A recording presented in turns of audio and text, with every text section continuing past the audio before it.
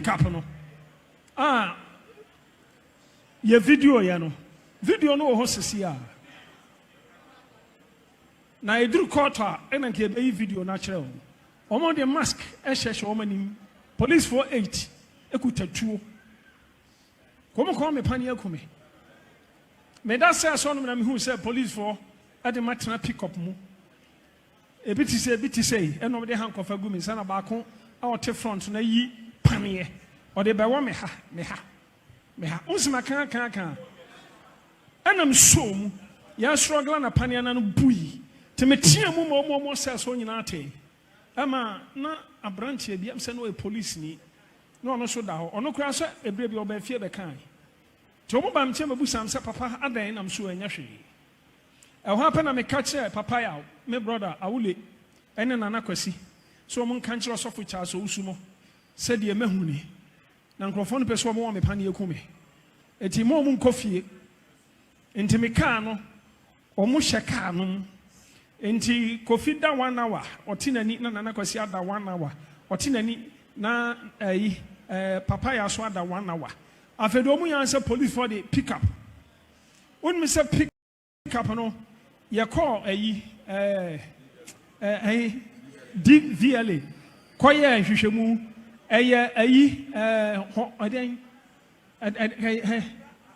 Honda Accord bi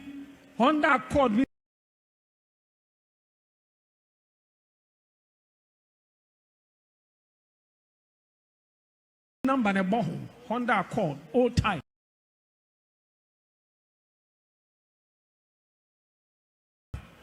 ya sesa aka ne na dampare I different one about her. O meant me invite me. No me two better two. Na dampare ko twan tro se me mama mo amoya asoro na bua police for no. Police ni bi na ba ma me mama mo bo no.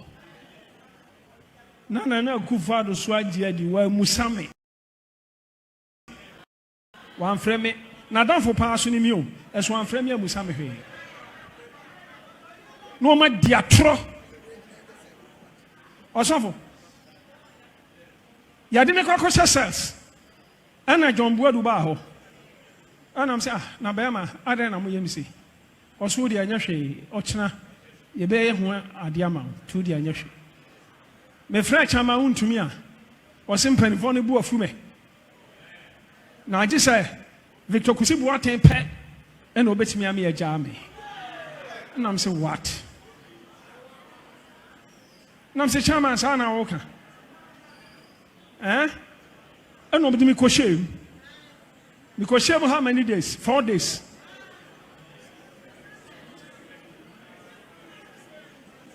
Ana mo ama ba be patch on me jade a chem. Na ma sa ma mo nkrofo akotene radio so di matem.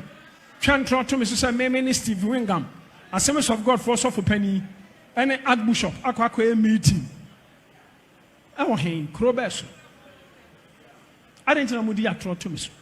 Na Mudi di matem. Na munim si aduru abatu afe.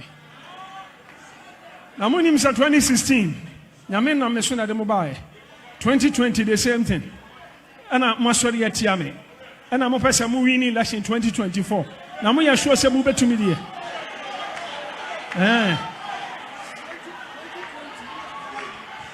Yes. Mame oya. Fire diama medio mo ho yawo. On de makotra chama wuntumi radio so no mudidi matem. I didn't know mudidi matem. I didn't know mudidi matem. I didn't know mudi atrotum so no mudidi matem. So Kama they say it's a big cat. Tell your person si kanu abonti wonka. Saturday, oh yeah, what? If we never quit the SM here, me ho. Na me yabi ti. Me yabi ajaye. Me yabi amonfa. Me. What Maria? Kama is a big bagger. A big bagger. Samira actually the most respectful journalist award goes to BOBIE ANSAH. Thank you. I'm from my award Navy. The cover is sexy. You brought for on top. You see, minim how AC, but AC is happening. If we say ya kopem November ending, journalists for me nubia almost support to MPP. Ombenya mani ebi wokrum ha enye easy. Omono ne be last incident. Yeah, unim obia obuaye ede Akufuado MPP be di o man we boni bia no na katua nye. Kwame opa started from 2017. Here Beige Capital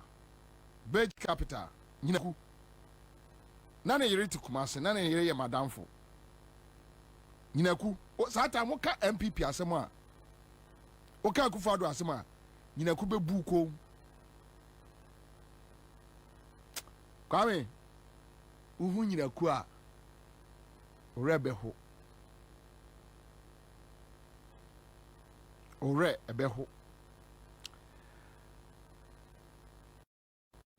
boy no me do two mu no or say atuesien na ne yonko pa odi agro wo gabinum a group no mu o ma no mo hye socks colors no yeah atuesien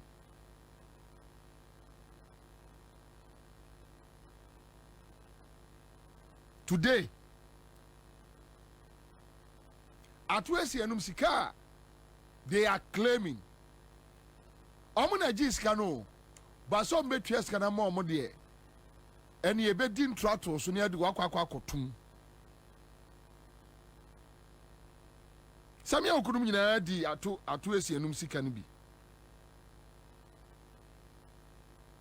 today he is in jail.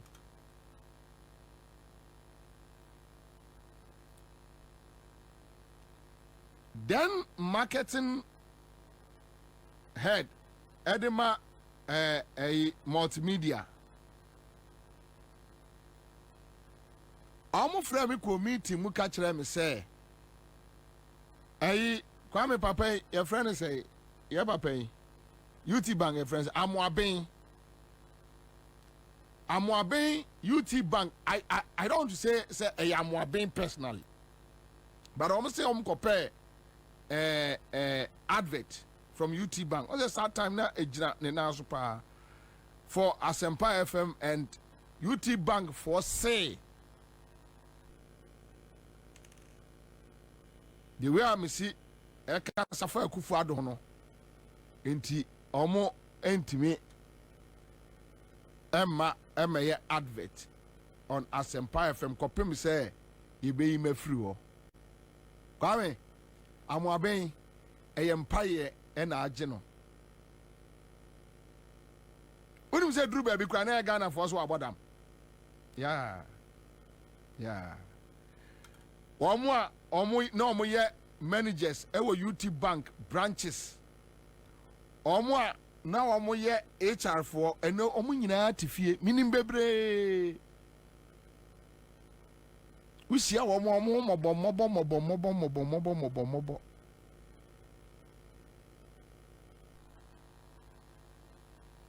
What happened to Hobson Adoye?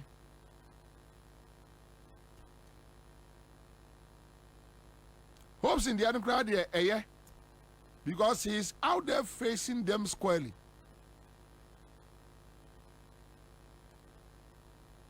And I know, Kwame, my boss, Jimmy Agla, or my made a chikwam video no Sunday no. Na arehwa kano.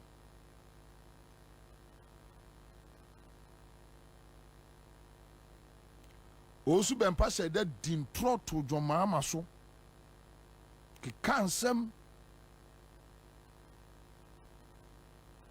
Yeah, Kwame.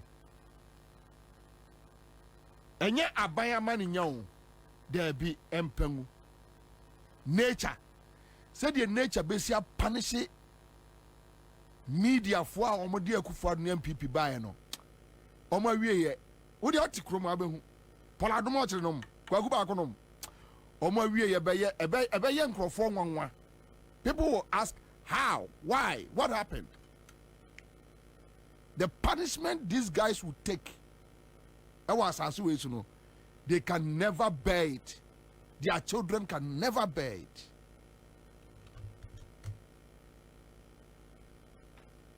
I'm not happy. But you see, Kwame, asoma yeka dampare is a medra. Dampare is a medrano. Dampare is a medrano. Sa osu bempa bua dampare go face no. Say listo wa ni bobie and who say there is a particular car. He is in the MPP. He has worked with them. Onim. And then also bempa. And who say dampare no particular car bia almost two different car number na dia bon one ye no no mo de sisan krofo kokun omo. But you see dampare, listen to me bro.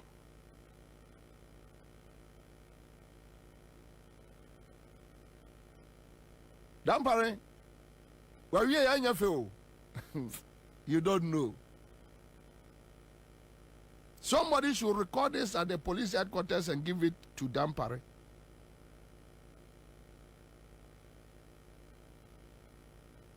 Yes, you can walk around, you can call Miami Gaganum and I NDC ni and the cassette and our crown. You can do whatever. I don't care whether you are NDC or MPP. I don't. You see, so we are NDC ni crown a woody bonisi and a behame more because the NDC party that I know, they are not like that. And you me, young father say, Bobie any list to any hontonom no. Young father say, your time, yate. We agree. Now, also bempe. As mo also bempa kai no, me na mkwaka chenso onka. List to ne kokai. They know. Kwame maka say we achire na meka na nkrofo ya ekroma obi anim de obi e. Kwame kroma obi anim de obi e. Akra FM ha. Yenyina ne na afofo. We are working colleagues, but Kwame obi anim de obi e. Kakra ade bi obi ye bia no ensuma on say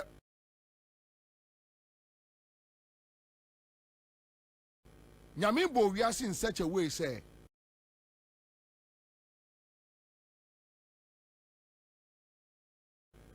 won kwa nipa ba ko you can't operate on your own. It go am to bi na ade bi wo na enkrofo ka for asukọ ho yi day ana papa boy ehunu say dampare num eyusu one ka bi enye police car ba saka nom de sisan krofo kokun om. A serious matter. A serious matter. But unim Ghana they all kind of kreno. What the emperor said the move on morning so. Let a military intelligence and Pekis Asen we say CID for crash or mon fre Osubempa and Shasen we more. The military intelligence is interested. Not almost shishem. Where we yet. I will leave it here.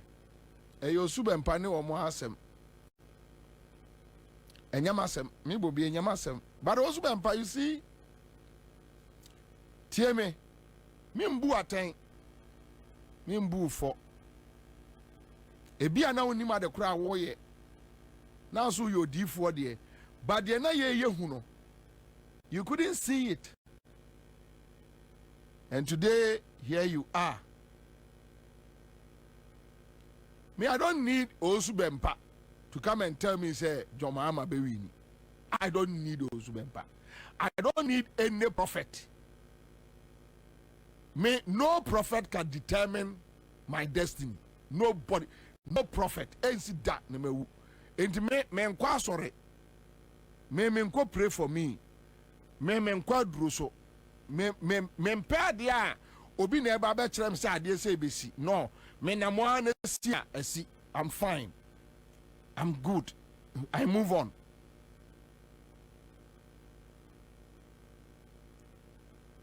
Me nkwa prophet bia hoda. Me mpenkwasi asem, me mpenkwasi akeka.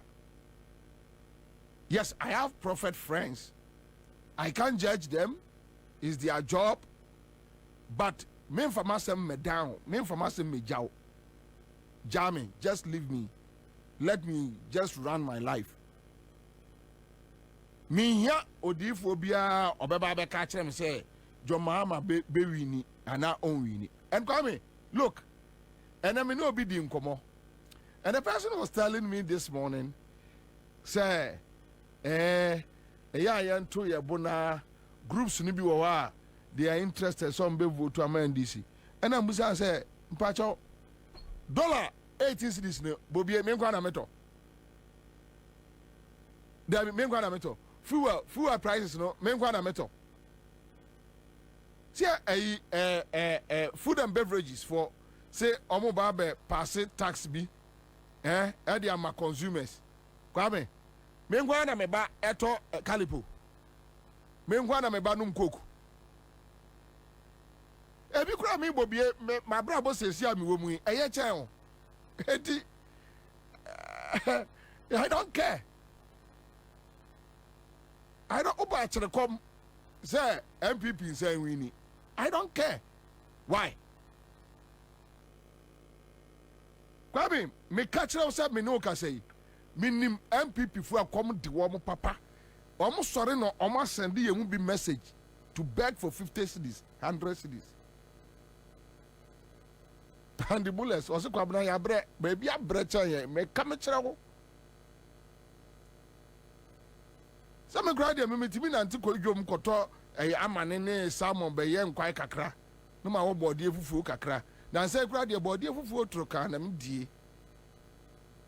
Ebi a wo to body 20 cedis a wo de banch be 50 Ghana starch de be fra ma oma adi. Enti the person gather ni bia no. Let's go. I don't care. The only reason why we sit behind this microphone and we talk for posterity purposes. That one day,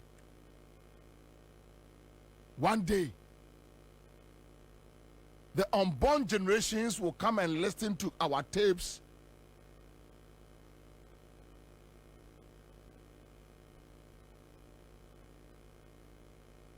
and at least say thank you to us. Because asema ye kaneneno, because onipa bibini adwene wo from no onti ase. Hey, Kwame, so we onipa bibini adwene eya enkene eye da enkeni kwa se kufu ado ti akonwa so. Kaise kroma ye basa. Se onipa wono oka galamse asem. Galamse no a obia sinani abrepa ye ko galamse o. Dia wono ko galamse no. Ono ya che no ama judge atimi atena konwam adwene ho ahunu se wo o fata se me do ko 2 weeks seba ya unya no nkasa biu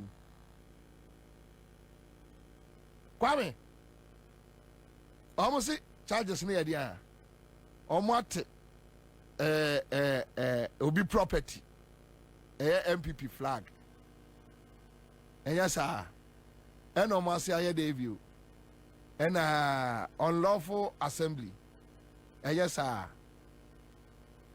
unlawful assembly the assembly no moka asemomoka no aye urgent and as any urgent. Are we looking at the message or we are looking at the messenger? Do you know why they are so okay?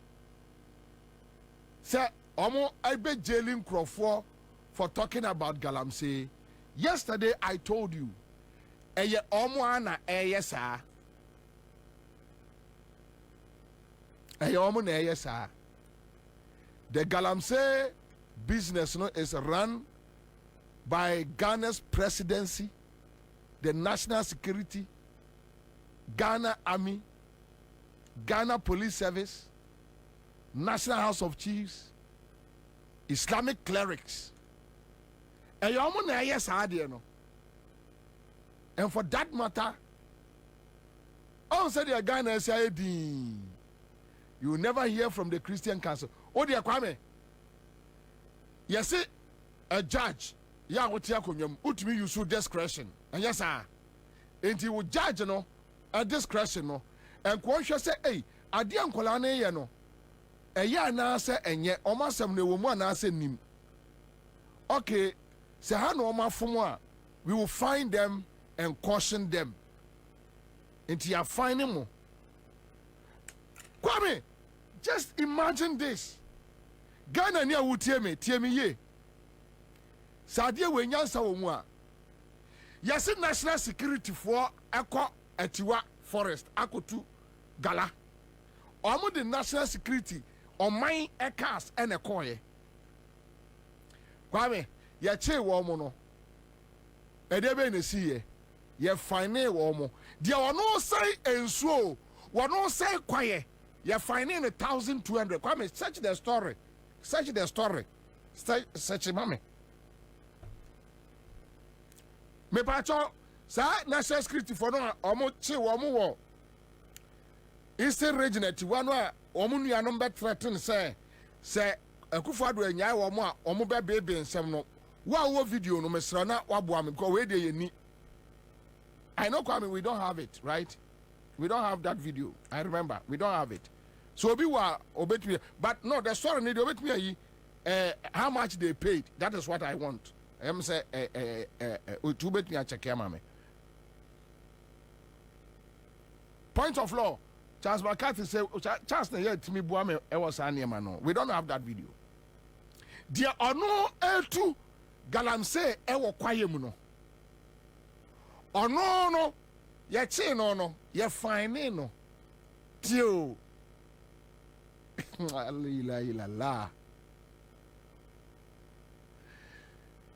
ANSAH 1 eya wono no say ye niema no ye chi no osaf maf be ka kire ye say ye jeli ANSAH 1 a emfaso bay ene ebenya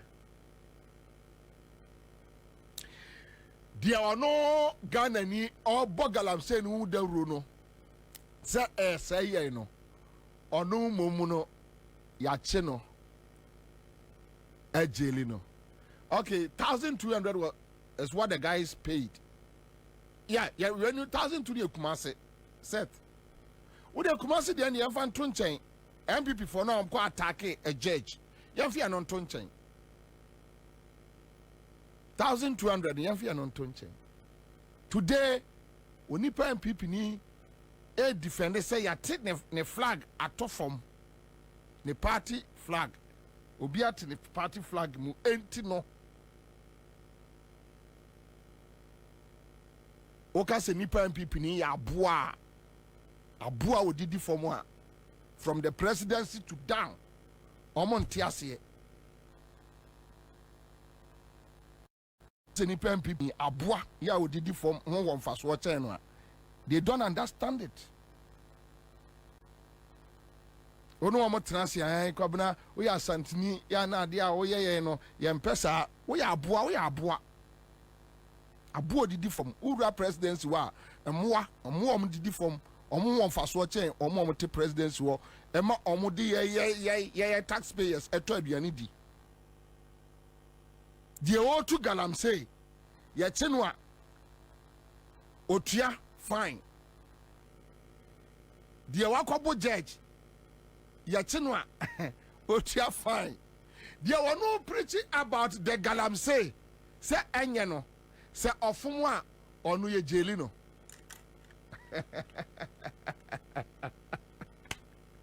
oh Jesus Christ my savior alhamdulillah alhamdulillah oh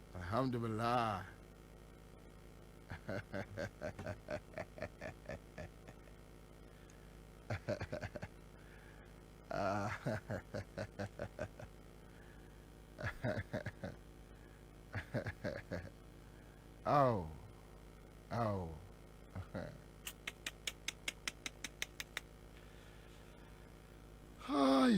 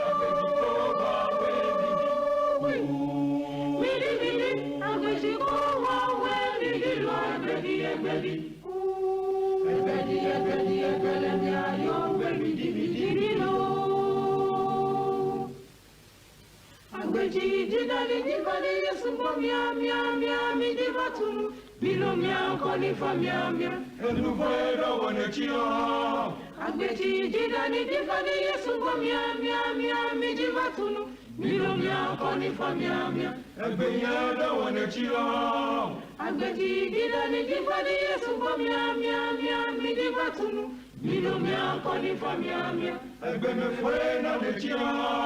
Agbe ji dina ni di fali yesu kwa mia mia mia mi di batunu. Mino mia koni famia mia. Mino mia koni famia mia. Mino mia koni famia mia.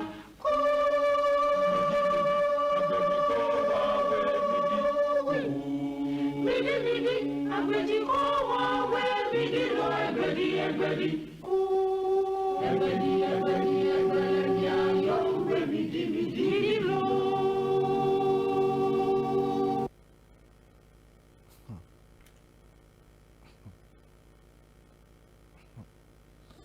The honor of a national security car. Ediako sikwayem. Twenua tunsuom say no. Otua 1,005 fine. Dear wabu court dying judge oba wonyem akwa attack no. Otua fine 1,002. Dear ono nanti akwa galam say ho asem. Yesi menka osmesi abonte aka ono no ya chine ajeli no ebi edaso dem 48 hours enen kese ya di ebinum court ebinum da so dem a afei na omode omo court ne nya aboa we na ye president a o ka se nkomai we be yi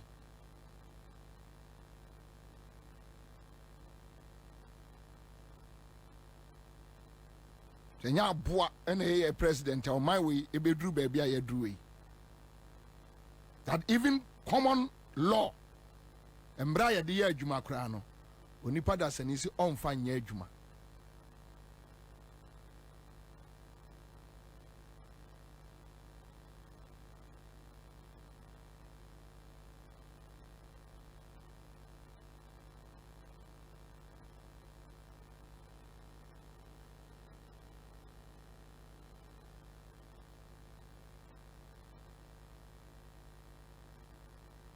The sad situation is that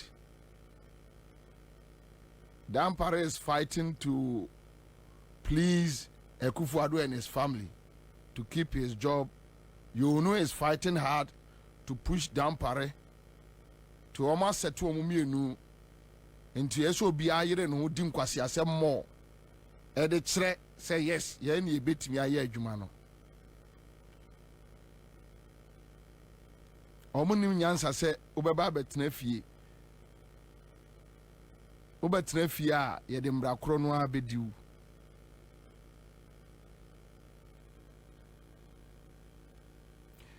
Makacho so nipa nim nyansa.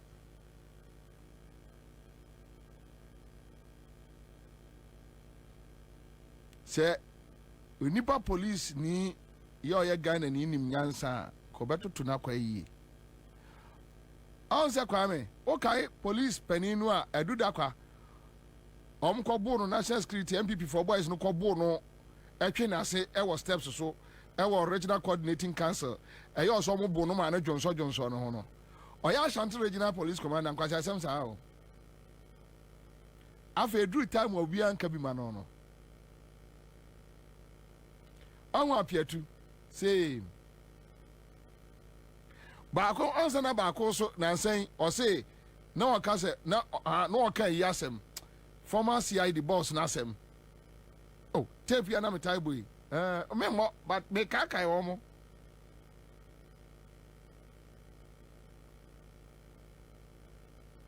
ti bedru baabi no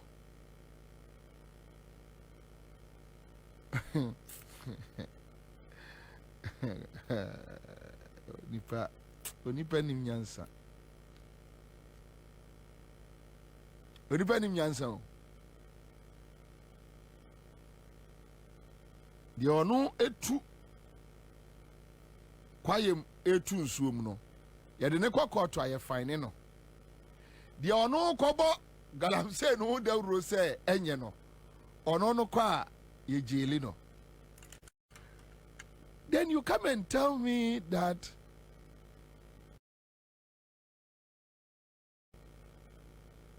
media coalition, Yanko Bodero to say, the people who are doing it, they are there. President, Otu Galamsey, Ongui, or the vice president office, Omutu Galamsey, Ongui, or his name is mentioned in a tape. Baumia office is in a tape. And Yamina Mekai, and then this in a kai, a Yomo party ba and a kai. Ekwawusi is now their parliamentary candidate, PC, or Onguye. Wamudi see Abeka say Ghana Armed Forces, Omune Tugalam say Ghana Armed Forces upon the planning hierarchy, Omo, Omunguye, this in Unguye, oh. Come and even you are, who say, the tapes are there, the videos are there, the audios are there. And from Chronom Kakaini, identify but MVP PC Noa or say, Soja Nibi or Beba Galamsey site or Munkuno. But Oyana she. I don't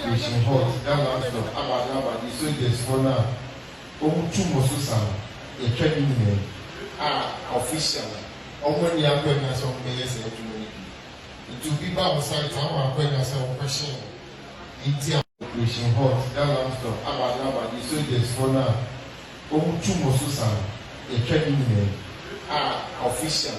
When you are going to some mayors and community. To people outside town when I say question. India about. So about patrol. And yet, patrol now soldiers need security services here. And my road business with it. It is a while for a now 5 million, 3 million, 10 million, now the media price of 1 to 4, 1 of the man. 7 million percent because the police soldiers going around them at an office, at cases are more man, money for the room. And in Zimbabwe, Obiba Petrua, as I said, when they are high. So while for money, the wild person of the man. But so people say, or you saw the indicating pay too much pay, but too control board, my own game, and track and years or more Mongon of Amaba. Oh, yes. So, my patrol or my patrol walker, and the Yakase, authority on the age you must have Jeffrey said. You are all here, moment, you are also here, you don't think. I say, but the women is a woman I'm Ghana for. And Bravo, Yamo by so here to make you. Or no, I want to move on with a more. So, Moon is hard as a serious picture. What do you do? Way, Yanyanshe. There are no inciting Galamseyers against security. Men in uniform. Yanyaneshe. Ade or your MPP ni. There are no quabontia quaquacatra abine say, abine Galamsey no say, mano. One moment yacheno adim tragunuso ajelino. Why? Because that is their business. Yana madam parenoma ye. Yes. Eko usi catcher journalist say police in Pennyfu was adi enuno. Say only man kwa kana no atum. Yana na ma oma ye. Upon pe planum nyina ye say tam. Yeah no. Ahim free oma ye. Oh say National House of Chiefs. Omo president no. JB esi peg de den say I small scale no de mo am ntwam sesi a small scale no and a man for the age concession ewura forest mu through Akufo-Addo law and omo ya saa de no enti yan hot bibia for now near reset bibia JB si there be because one ahemfo no didi e ho no omo didi efri kwame just even 2 weeks. Na se beboa me ensuo na ni ate ane nkaye den. Enti nsuo no ani ahono saa no. any gold no ye be to dia ma economy na dia na ye okoka bobie didi atem entinka kana boko na dia nana mo ye nana enye nana mpa wo chewa ankotodwe ku fom nana wani diem dia wo ye nye sasa na e kana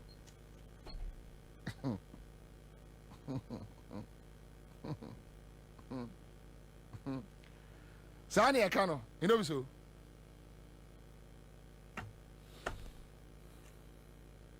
Kwame, Chilawamo 2016, Ankobra, Natural Wamo 2017, said the Ensuno Eshasi Eye.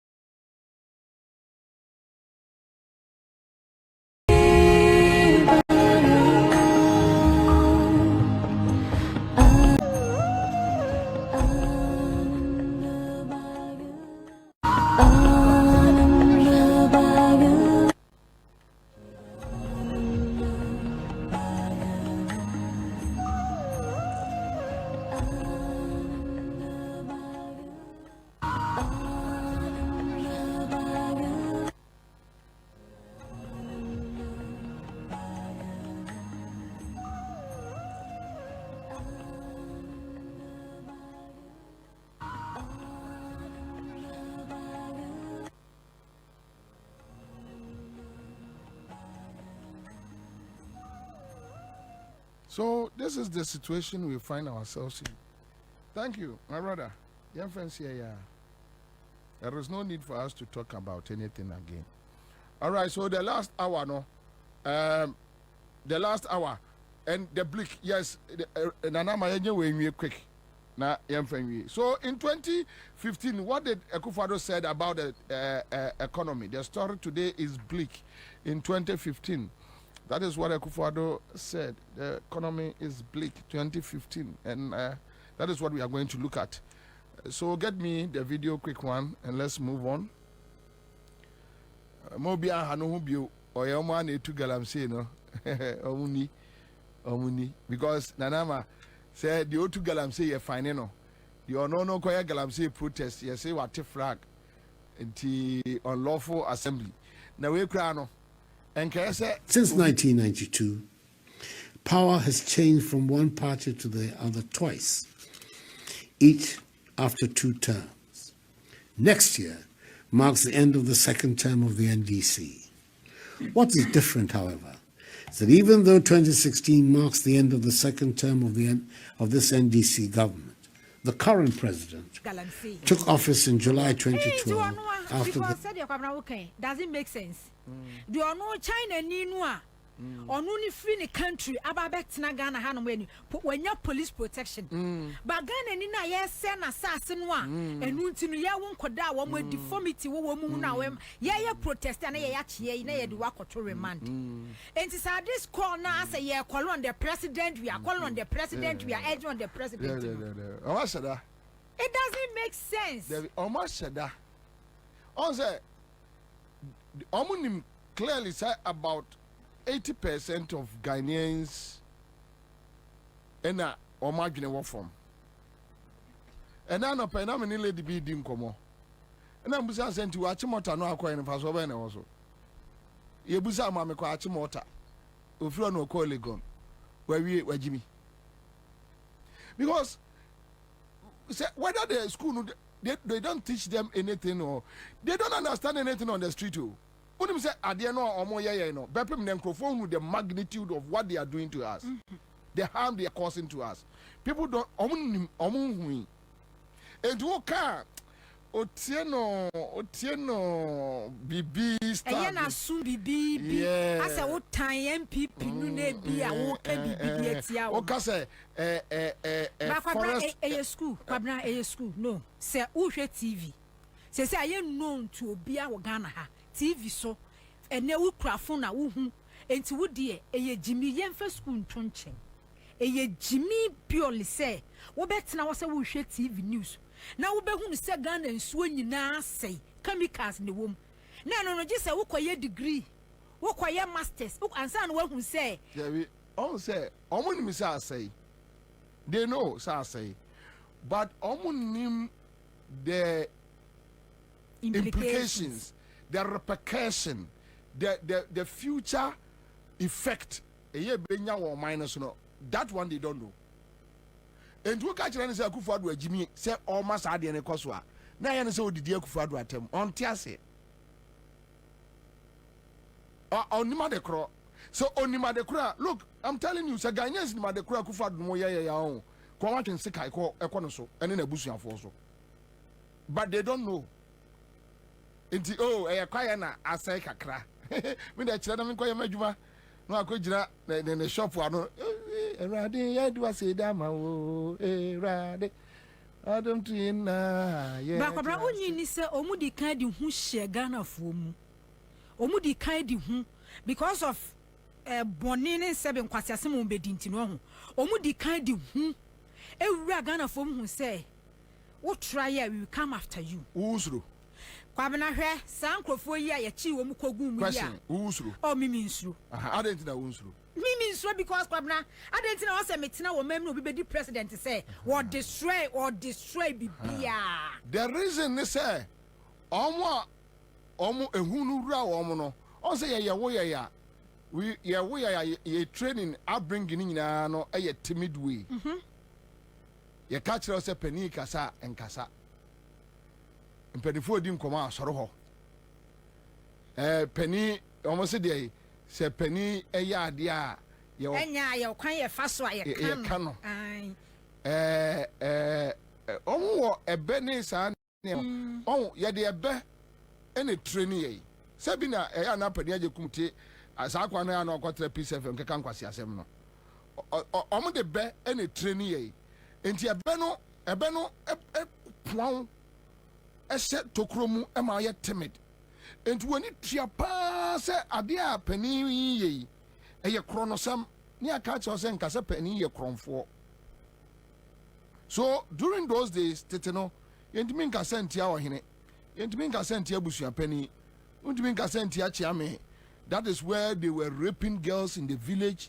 Ohini repu oba yenka yeah ohini repu fie ba ko no atiesim ohini orepu obi a yenka o kan wagu abusua nanimu ase ono ani nua baba no arepu no ena ensase ni otwa tondi yenka yeah ohini so yeah life no yeah and that entity ye no ene de anyi ene enye nsunsanso we yeso yeah entity because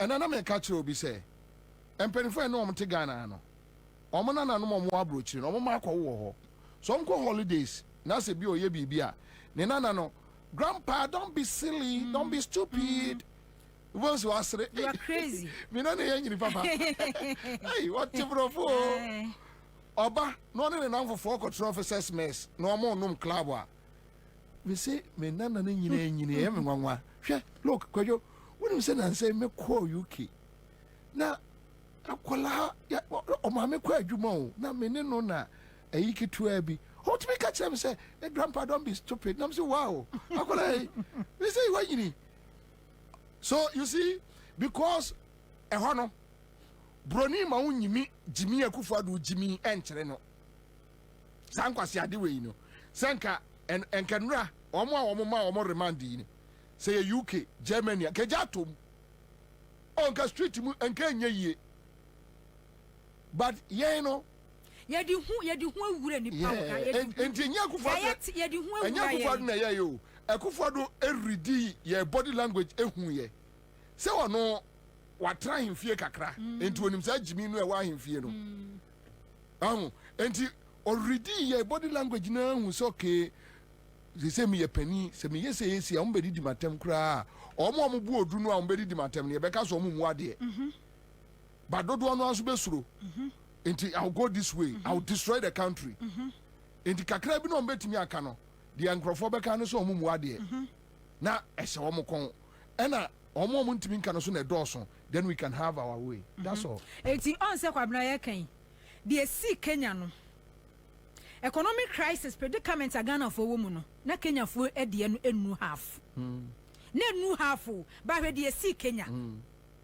Gen Z ni hwa mo ye because of the way I said you can no omo tenasia read Ghana for adwene hunu say ye timid ye Jimmy me say obi timi ba Facebook na mo si krom kura akokoye den na mo say where Jimmy sa yes ye Jimmy because kwabena hwe ade asi wo Ghana hanom no ade asi wo Ghana hanom no esi we neighboring countries Burkina Faso every coast no mu ni ade na Akufo-Addo enka ne second term yi nka 2 years kwan because ye Jimmy me see even enrade no enka Akufo-Addo man hotel enka ne nko mu mie enka gabi mie no office wo labodi ha enko for kenofri atafie ha nka hwa ye ma ye Jimmy Jimmy said okay, and then it's not about education because so does it mean say Burkina Faso here akwa say no sojani any the course wo Kenya no ni ade no school obi koye any ye de adwin bi ahye ni tim no ni ase ni bi said ye kan entete ye na ye de atemi ye any ye de isar and then religious no Christo sumo no ne sa ne ma no enti atemi nipa wo Ghana ahye nipa so amani pa Jimmy because adentina yetimi tina Ghana say we ba be ye economy adentina yetimi tina Ghana ha say ema obi be ye president eji wo man and destroy every aspect of the economy be our destroying but o man ni mu mpanifo obi aka na no atum no but kura ni mu emeburu nyina suro obi aka na no atum this is the game plan what Akufo-Addo ne nkrofo no adwene ye ne say okay so se me say meye yemfa ne say nungwa tesia na nungwa overhead no nungwa nungwa so made $100 million ne be okay I'll pump in $50 million $50 million no $30 million e come abusuya for mema Christian Council 1 million no mama we no 1 million no mama we no 1 million no mama so for we 500 me share influencers kofo agene de ogoka kofo so on the party na hu hia no na wahwe ebia nipa ba akumienu bi ya obe ha adwe na wasotomo na media for no so frem a eya enyes mamu njai kakura but mo ka ya mo kan sa aban ache dodo onye no onye ba ya mamu ni di matem what you because se media for nyina sha se o mu di na tema ene be ma o man na sorry boom ha ba ya mo de mo nka se ache na aban ne beye na meye ni se ya kopim 8 years ni meja hokọ na skan so madi enti onim se Reverend Mate enkasa biu onim se we enkasa biu because eye kata no no ma chiska no so listen to Reverend Mate ombusa Reverend Mate okọ presbytery o say Akufo-Addo bae no or the envelope ebre wo mu nyina na o record e wo mo yes eye video ewa was Akufo-Addo record wo bia sofo bia o this ka command bia no ni chefe bia o mo record e wo mo ye no ntina ama Duncan Williams no obi antimi nkasa no so when you meet people yeah on say ya TNDC fo ni bi chale ya Duncan no munya botre na o mu hie ya ensem o mo ka no nya no hye pa obusan say adenti no preach a wontimi nka o say ye ndi binim ba yeso ye ni ma de kro Gabinum gave them the money and on video omo and a go so they can come out. The only time they can speak and Oshia Honta here no much radio so munya trainer ye kra de ekoso ye ni ho ubusa side na won kasa krofo omunyo omu very vicious wo bodyguards na nkraman omu ye vicious na me amini hwe me bobie me nko na meda mini hwe mini tuo mini hwe mini sky mini hwe say ya search trap amana tom when you hwe di de so nko na ada ne de e contestable na ne da one ne da oso ne da na ne da so on o je atum se me nko na mda na ne da de na ma ogidi so nko na da efri so ni me ana misumi ni mu ana misusumi ni se anya nko na da enti se bi ni ma ne da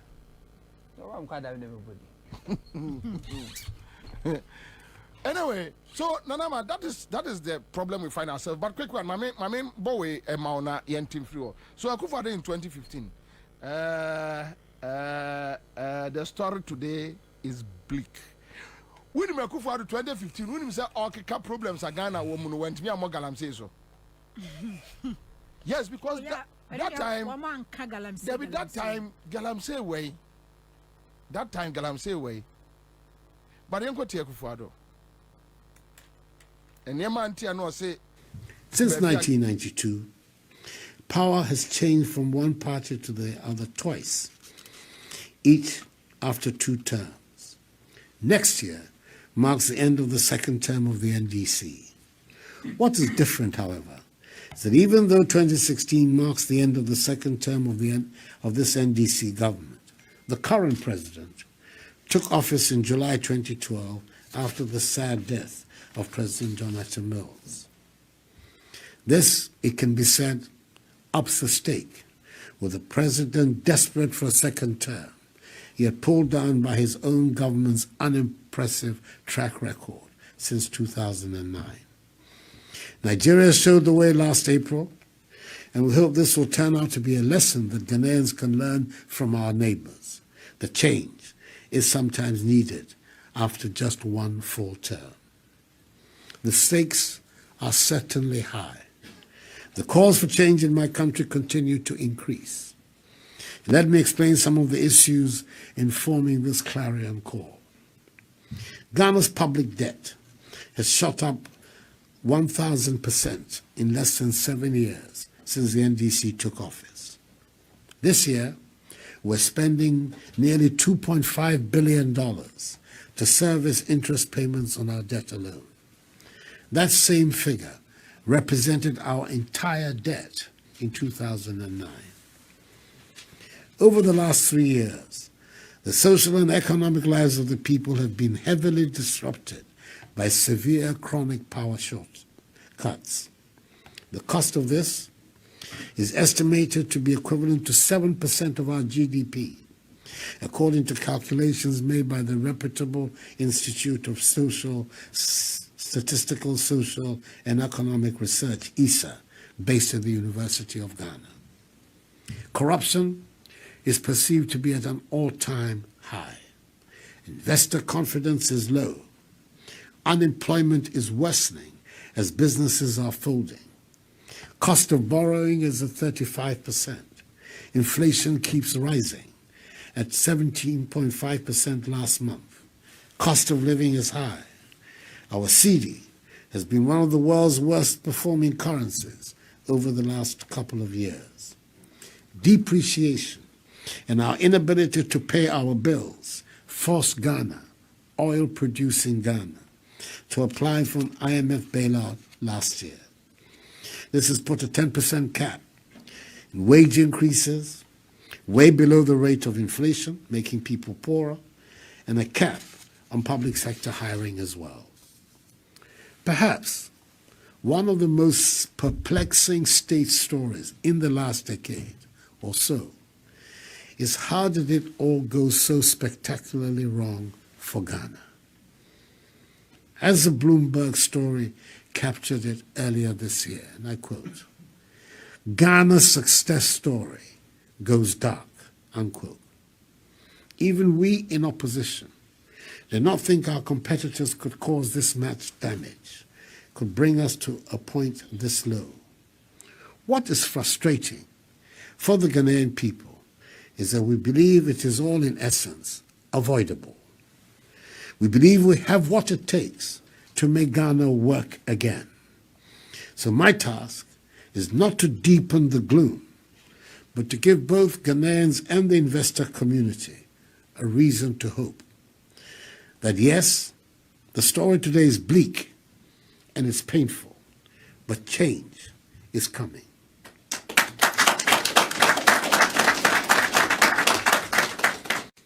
Since 1992, power has changed from one party to the other twice, each after 2 terms. Next year marks the end of the second term of the NDC. What is different, however, that even... the most useless ever government president, vice president, Ghana. Kufuado Bawumia. Useless. Kwabena, share. Enra, na me car battery asay. Me to car battery wo Lebanese phobi shop. Ewo fra say kukumlemle. That was 3 years, 2-3 years me to 400 cedis. Botch. Enra me kwa kotobi 1,450.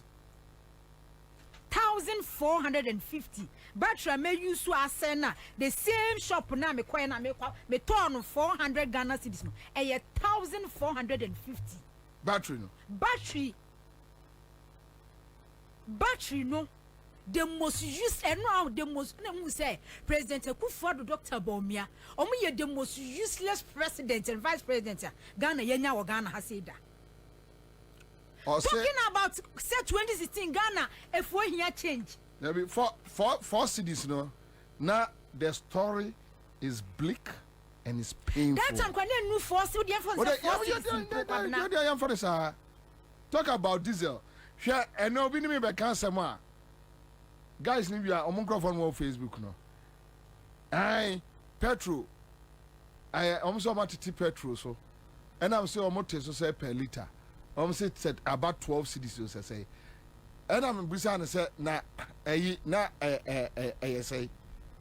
2016.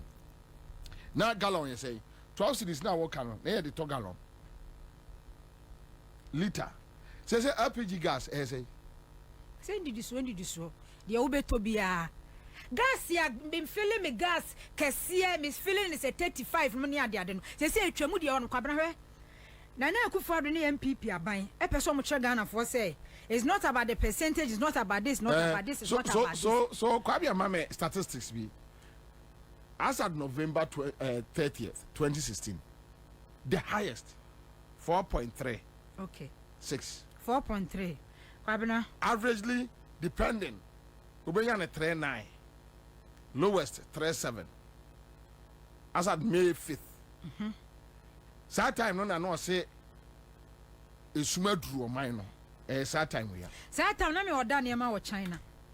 Oh, that dear $5,000 here. Not a new 20,000 Ghana cedis. So somebody just sent me a message. The gas is almost 300. 2016, 2017. So that dear Kwabena. $5,000 sir. Because say na $1,000 biano. You fan say 4,000. Oh that there $5,000 yeah. Now you 20,000. Oh, obviously say gas I drew 300 Ghana. My memo information about the gas. Yeah. One say in 2016, 2017, me call Korea. Me bad me to car be unze Korea for more use diesel and then LPG more. Me to LPG car. By na me fuel I made fill the whole tank kese ni nyina no 68 Ghana cedis as at 2017 beginning January 1 when you send down no case the same car me say value me toshi me say tank in here and then the same car me fill in 1,001. Really? Now filling is saying me fill in 60 but almost so much it so me fill in 68 cedis Sonata LPG 68 cedis and then me fill the same car 100,000 like 1,001 68 Ghana cedis. Yes. It's a 1,001. Oh yeah, no more catch us say ya titiswe.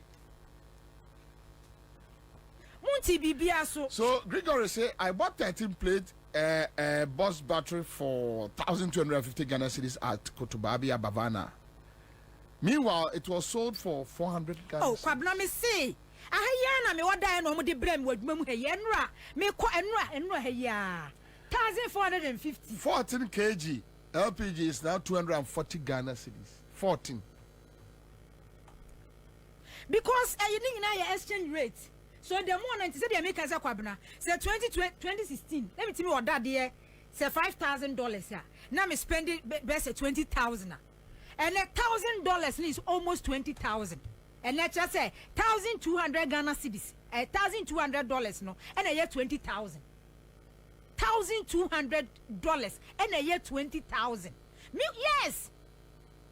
Meanwhile, 2016 no na just say a memo fun tantan in super incompetent your friend say Vice President President Mahama Mubuman $5,000 na enu 20,000 Ghana cedis. Me wada niema wacha $5,000 na enu 20,000 Ghana cedis. But yana that $5,000 na $1,000. Eti enu ana ba. Se na wo to ade 200 Ghana cedis na wo to ade 1,000 Ghana cedis. In any case, Kwabena, almost inflation because of election year, almost massage a buffer. Every 2022, yeah, inflation a shoot to 54%. Yeah, 2 near boom drew honor. They in a buffer. And then Kwabena day in there out tonight near Mano, and near money at 2050, a quadru 300, and near money at 200, a quadru 700. Day in there out tonight, exchange rate in the air coninano, and near money a gusua year 2. Adentin and neighboring countries here try my mama statistics. Neighboring countries here try every quarter below 5% our inflation. Togo, every coast. One more a year friends President Kufana down for a president or Cote d'Ivoire. Alassane Ouattara. Ghana inflation rate I'm say 23%. Almost say in November about 20. Inflation rate Togo 4.3%. Togo ya 4.3%. They were even doing 2. Two rather. No, 2. Yeah. Burkina Faso and I just say 4%. Yeah. Every coast 3.1%. I what dia COVID ama. Benin ya 3%. I what dia COVID ama. I what dia Russia-Ukraine war ANC. COVID ama rush share baby inflation nam ya to niema boom for from 2022 one kasa your friends can Japan can say MPP lose 2022 from 2022 be pem enne yentimi ntore but none the yan can kire NPP advance President Kufuor ne Dr. Bomia say they are so incompetent one kasa omo useless leadership no mu rule on my. It's sad. Baby, and then what kasa about Ghana debt? Say Ghana debt increased by 1,000%. 120 billion. 120 billion from Yakatwa Abreso. 120 billion. And no President Kufuor say why increasing over 10,000%? Say nipa wait me jai be catch us 760 billion over 760 billion. Omo kika kwa 900 billion. Enti no say wuyi wo mu we mu de ani firi so a wuyi de omba beto ye ani firi so a wo de yi 120 billion ni firi so wo na Kufuor wa add over 760 billion de wo aba be add no. It is a catcher who say we are useless. I want to say. No, but you know, 120 billion. Or no, the can't so useless. But what multiply nobody or one of them. Would you use? Then go to me, the national chairman, because say them catcher and say, on my press conference, and can say 4 cedis to $1. And 17 cedis to $1. 17 cedis near better chain for. I said Dr. Bomia Cracker. National chairman, Dr. Bomia catch the Ghana for say. Just say when the fundamentals of the fact that $1 is 17 cedis no doesn't mean say the fundamentals no, are weak. Carpenter bia oti a year roof so na carpenter no se carpenter no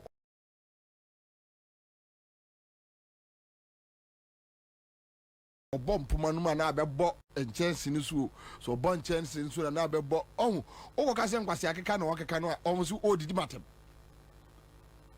Ogoka also odidi matem asema wo hwe dwadidi anim e ka kire no hwe feed forward dey say kwa amade wo nam so hwe food and beverages hwe kwa amade wo nam so now the ordinary Ghanaian no and e say obey sa ahwo kire na e ba no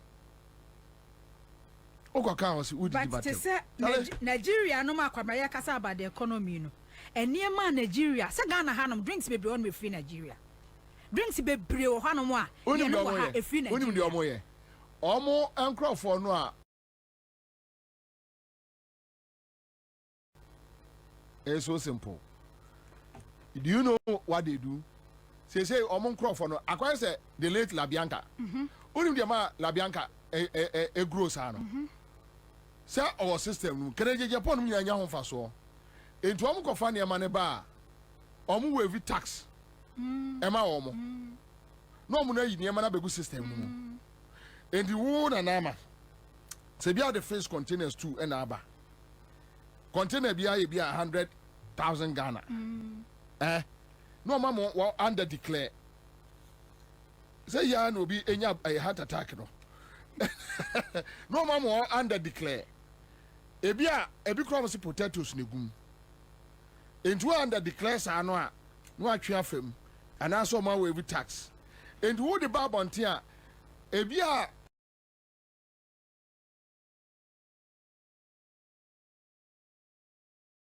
red fish anakpanla box no. Who the Ubet ya ton e bia yemfa say 200 Ghana cedis. Say what you have. Me essence me no. Me tria the right taxes nintino. Me what kire me. Me ka say me ton 200 na dia semeba. Enti ese me ton bia be 3,000 biu. Na me dia na abọ me so. Na wo de part nintino. Twi fam sa na wo. Adom de ye omo ano. Adom de ye omo ano. Adom de omo create monopoly. Say giant na ya to cement man say there bi. Giant ye say ase there bi. I mean that even the raw materials eya be kwa kofa ba be cement no better. Then they have omo nkrofo a omo no kofo omo de omo export cement in the ba straight. Enti mo fa be gu system. Say the Japan ya was the West Africa the biggest largest coast store. Enti she said what they ya. Wait. Say nipa half way. Canada Japan nipa half way. Ba kwa na si nipa do da su di MPP achi. Oh, aka 5. Some of them muna mudem. Aka 5. Anybody do boya. Aka Jimmy 4. Jimmy 4 ni bi da. Aka Jimmy 4 5. E bi da so wom. Aka me say aka 5. Obi ka tell us o ko gini 11 na nyanyum na koto ye no ante. There be one. So on the on no was some of them ma Jimmy 11. There be na nim nipa do a o ma ko jom 11. Asabo aja ko gini dia na kotika mu. Messi aka 5 aka kabo Samia Oku Mirakiza Boaje akomiya Jimmy 4 no wan gra na de beka ho akufa do kron to abama wo mo a onu a won to abama wo mo Gabi de so ajai onu abokro no awie PDS na akope be bi say o say onye local politics o ye international onu say o ye Trump ne onu onye local politics o jai local politics o ye hwe be ma ho Gabi ba ayi pyramid house obeka sa de chi obewu emre bu oba program kra na me ka che customer krom sa ko mo fa no hospital because me oba tra ho nyina na me suro so obewu nyanga ne shirt bi ha nyina apa osifom no okoda nkwa sekra ono Gabi si wa yeye no other diet so na do we na ntwinam ba onye scan say the diet no so when you know all these guys you know them people me BOBIE people I know them personally. I dealt with them. I know them. Minimum Gani. I dealt with them. Meaning how they lived. Send your normal brabo musitie. Basa. Today, on not meet Lexus V8 techi. Near Baby University from. She the Abema Church. She designer. Now your friends say media for no. Kwame Sefa kind of a guy I win huna. No more bomu asiachiano. Gabi, we stupid boy, we.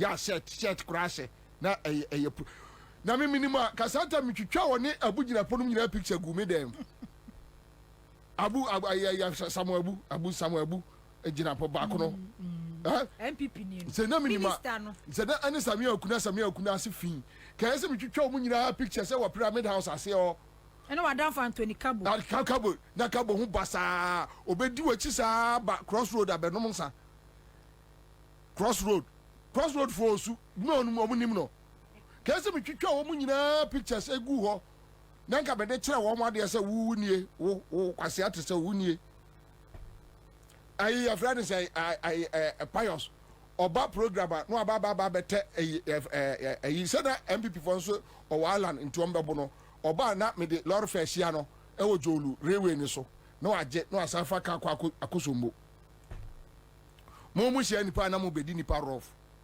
mo senya aban kro no na mo atimi aba and I know all of them. I saw them. People I saw them. Me huomo gani. Se kwabena me beto wasempa. Na wona fofo ne wo mo. Ya wo ba wo program so. Yeah, be on my program so called Pyramid House. No, my packet. I was Stanbic. Omo beje kakra. Omo beje kakra. Omari wa dia mu ne. Ya point ya kwa. Ba mi akunta ekra friend say. Service ya friend say. Samira nua. Ya kwa uni so nim service. Oh, service dia say yi ho no yi. Asalam down service. Ewa. Baba omo fun on sant say ye omo abodam. Ayi abo apapo. And the situation. Okay. Well, after service, anyone no was great. You are party. These are people and this obi who share media for me no catch us say any power we have bra. Let me say do you know who them Grovowe? Do you know them? Do you know them? Me make me bomb power sa my answer. Who them Grovowe? So now who them woman na eko. Sa abra na ye bobi answer. But say who we are mine. Who we are mine that's also why ye. Then when we talk, you come and insult us. Over to Julati. Thank you so much. All right. So, before Montase na yanka ejantu. Kwame, a democracy hub, electoral commission matters. Honto akwaba. Afa mejo so na pomia de. Yami adomboko. Divine akwaba.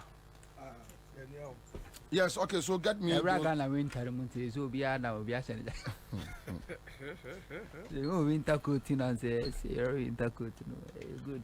Abanesa, on my and aqua could di sebe in the papa phones him, and almost say, almost say no.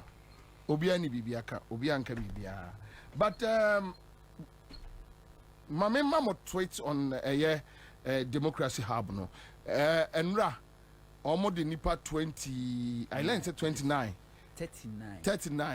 and a call a year remand 2 weeks almost the omokoya ni say a year galamsey police galamsey monka almost on beka. Then there were issues out of the galamsey you know na ababe drew baby a yedri and kwame mamonyo monya ha nene omo ensembe breakane. And then you some of the felicities so ne Oliver Voma one more court. Many list to a fair police ni no are in charge no. Or catch them some do mbeba beka a central and son of Domako court. Felicity the omo chain on Sunday into Monday, Tuesday in case of court. Wabro 48 hours. That is Ghana for you. And Obia and Faho, Obia and Kasa. Because a police form you know omo person omo please Ekufuado and in a busia. While Dampare wants to keep his job, Yonu wants to work hard. Now into a Dampare free. Into they have become reckless souls. They don't apply the law and they are doing anything. So this is Kenny Ribeiro. I hope I got the name right. Quote. Ghanaian youth, this could be any of us locked up for days without food, water, access to legal counsel, being manhandled to be taught a lesson, regardless of your party colors or your position on Galamsey. This is a dangerous precedent. Speak up. Hashtag free the citizens. So this is the first tweet from Kenny. Okay, so young question, the next one. Me pacho manyan in term mame.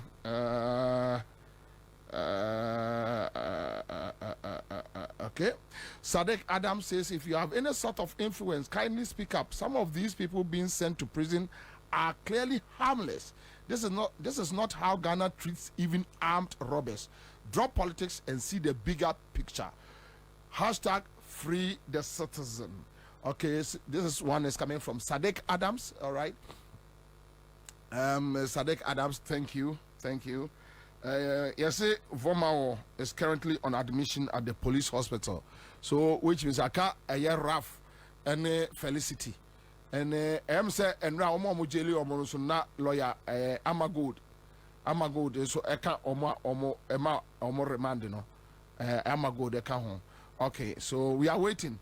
How and at the end of but let it be on record. Say Omama Felicity are them beyond the normal legal limit, the 48 hours, no, because ORC Nipano, we are Sunday, Monday, we are Tuesday, we are, and then we are 3 days.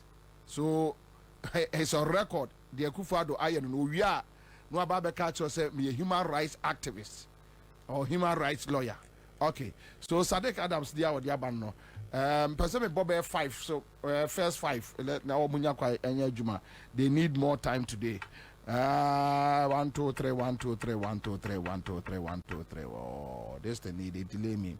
Okay, so my major info is here on our Facebook page. Renny Lopez is here. Uda Duji says Rasgabi. Nathan Kwao. Which Nathan Kwao? GTV.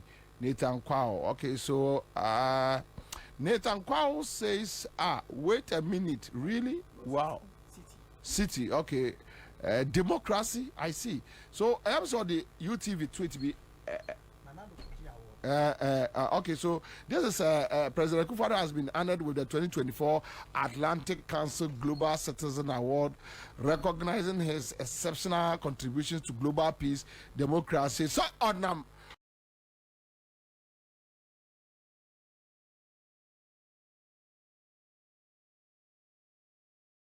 Omai Oya Omai Nisika Nkwasiadea. Sa President your friend Akufo-Addo di Omai Sika no buying awards now okay, so Kofi Kinata says #free the citizens and yes amount for it's so sad, it's very very sad. Say nipa no no ka asema ye nyina ye ka no ye say party flag keke entino ye be jail no.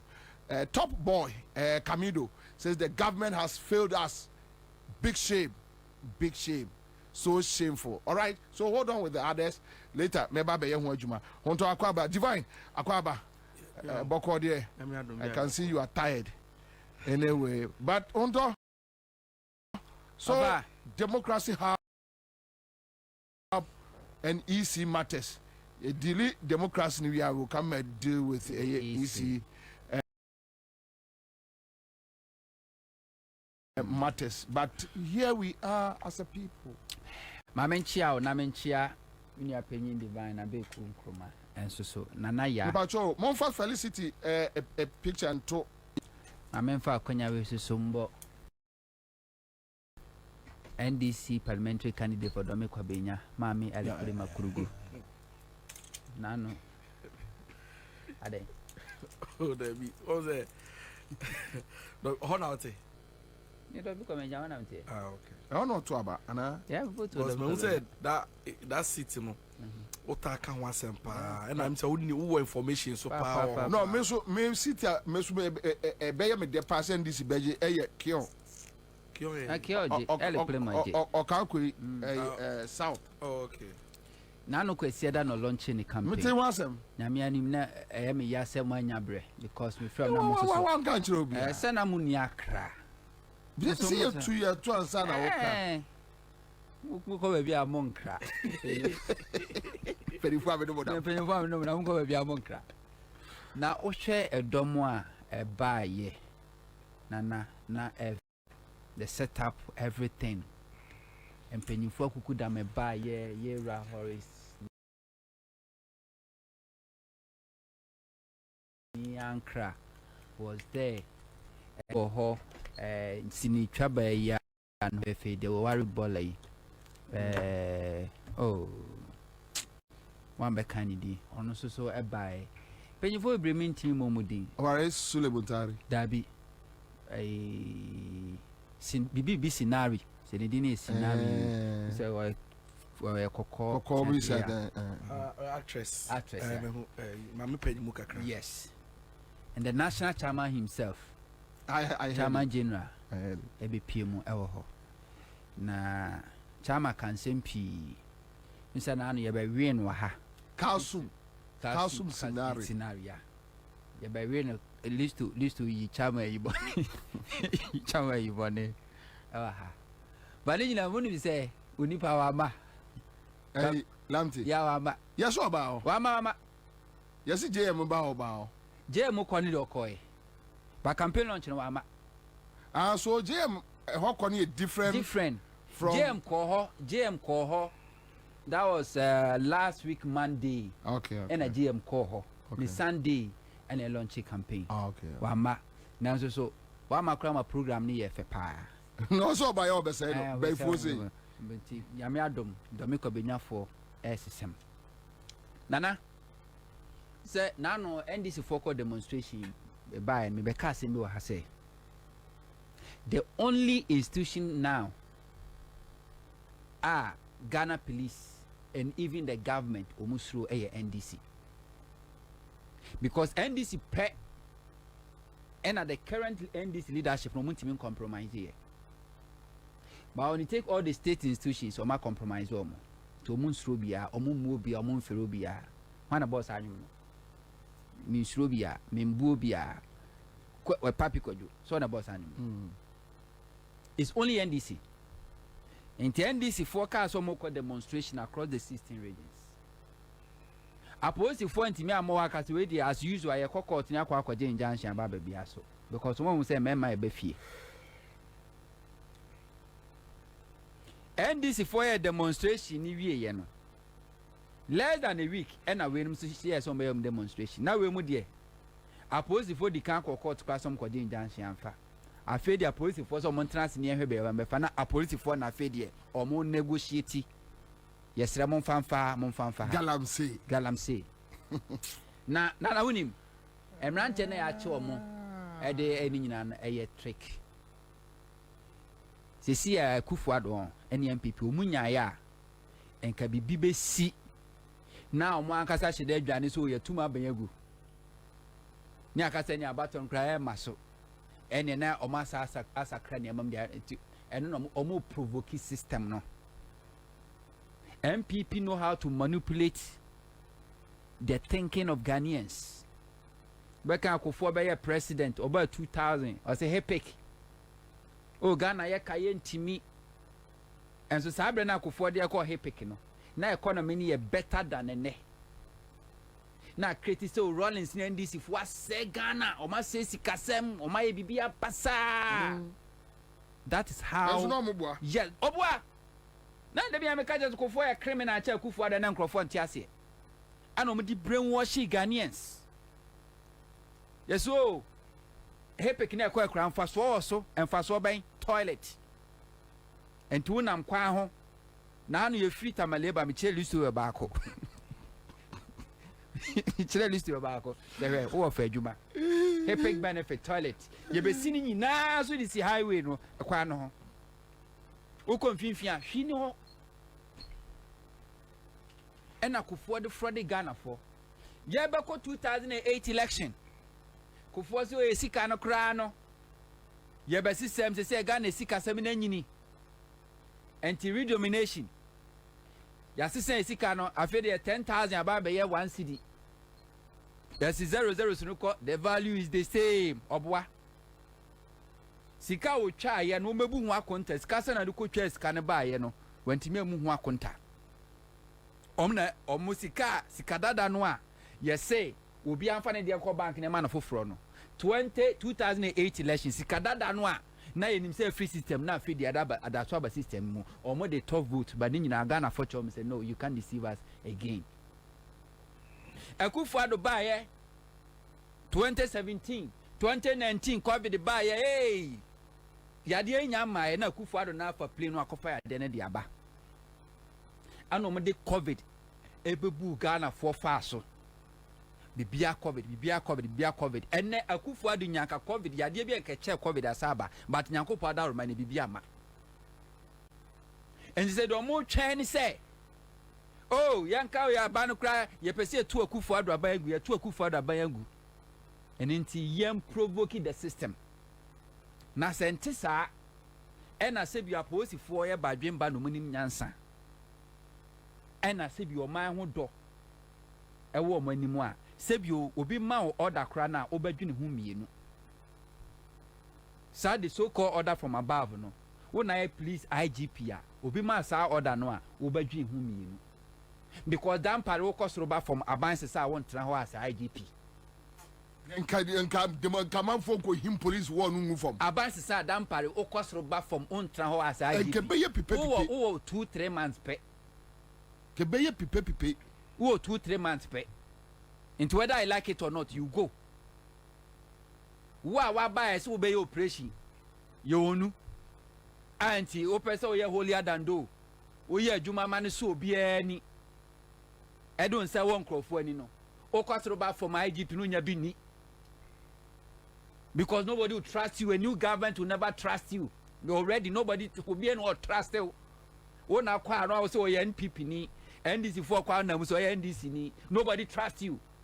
Unya IGP ni bi ni de obeya na o ye ntu patwa nkrofo ti enkosi aga. Muntimi ya punye de mu beye bia mese mu ba prepare aboa no utwa na me no o prepare a be wi aso se wa nwi ne nan ne sene sa no da ho no asensene no an no wa edwamfu.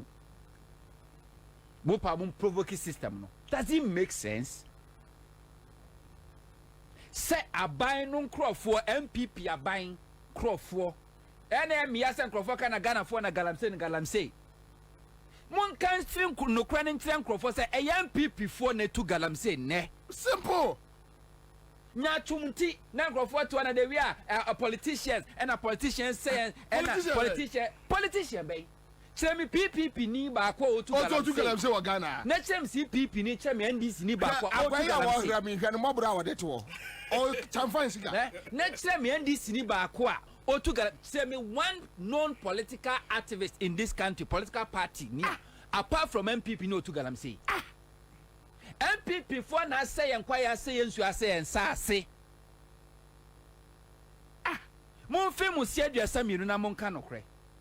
Ekone ba ya kwan so the police for 2017-2018 police for na unika no mkoye. E dey police for nkoye omusu kotu galamse ni bi. Omu fro no mu yi police for no mu dey soldier for koye. Da bo mu nika dey soldier for kwa nye no mu dey police for koye. Omu nyina kotu galamse ni bi. Ene ye nyina hu ensunsuanso bone a e dey aba. Na Ghana mabunu a aban mo madwuma nyeye o ma wie school so aban mo madwuma nye sika dia mu die mu ni bi o mu ni bi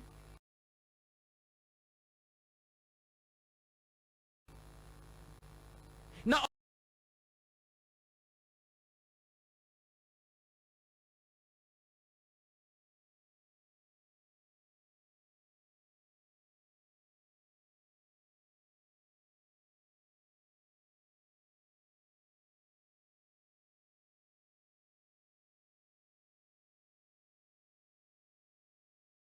madwuma se there be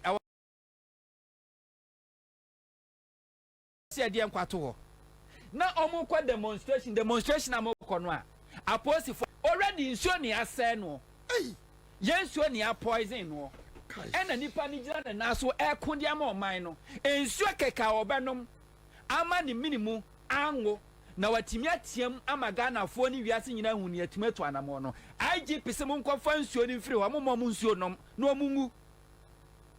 The leader of the group no anti ase ano so kwa no ko dum toyin ka na mo ko odum no two key no to chine mo say oye criminal ya chine ye na court judge se mo fa no kotum ye ni na se mo fa no ko sie kukum 2 weeks na mo de naba ni abetwa aseni so. As a result of state capture, the excesses of democracy. A judge for no moti sa case we seem soon. Enti anye bia yankwa ni ensio na asene no bia kana monti. They are beneficiaries. What are they doing to help the situation? Omo disika ni bi. Omo disika galamse say judges need to be. Say ya who demonstrators say omati MPP flags.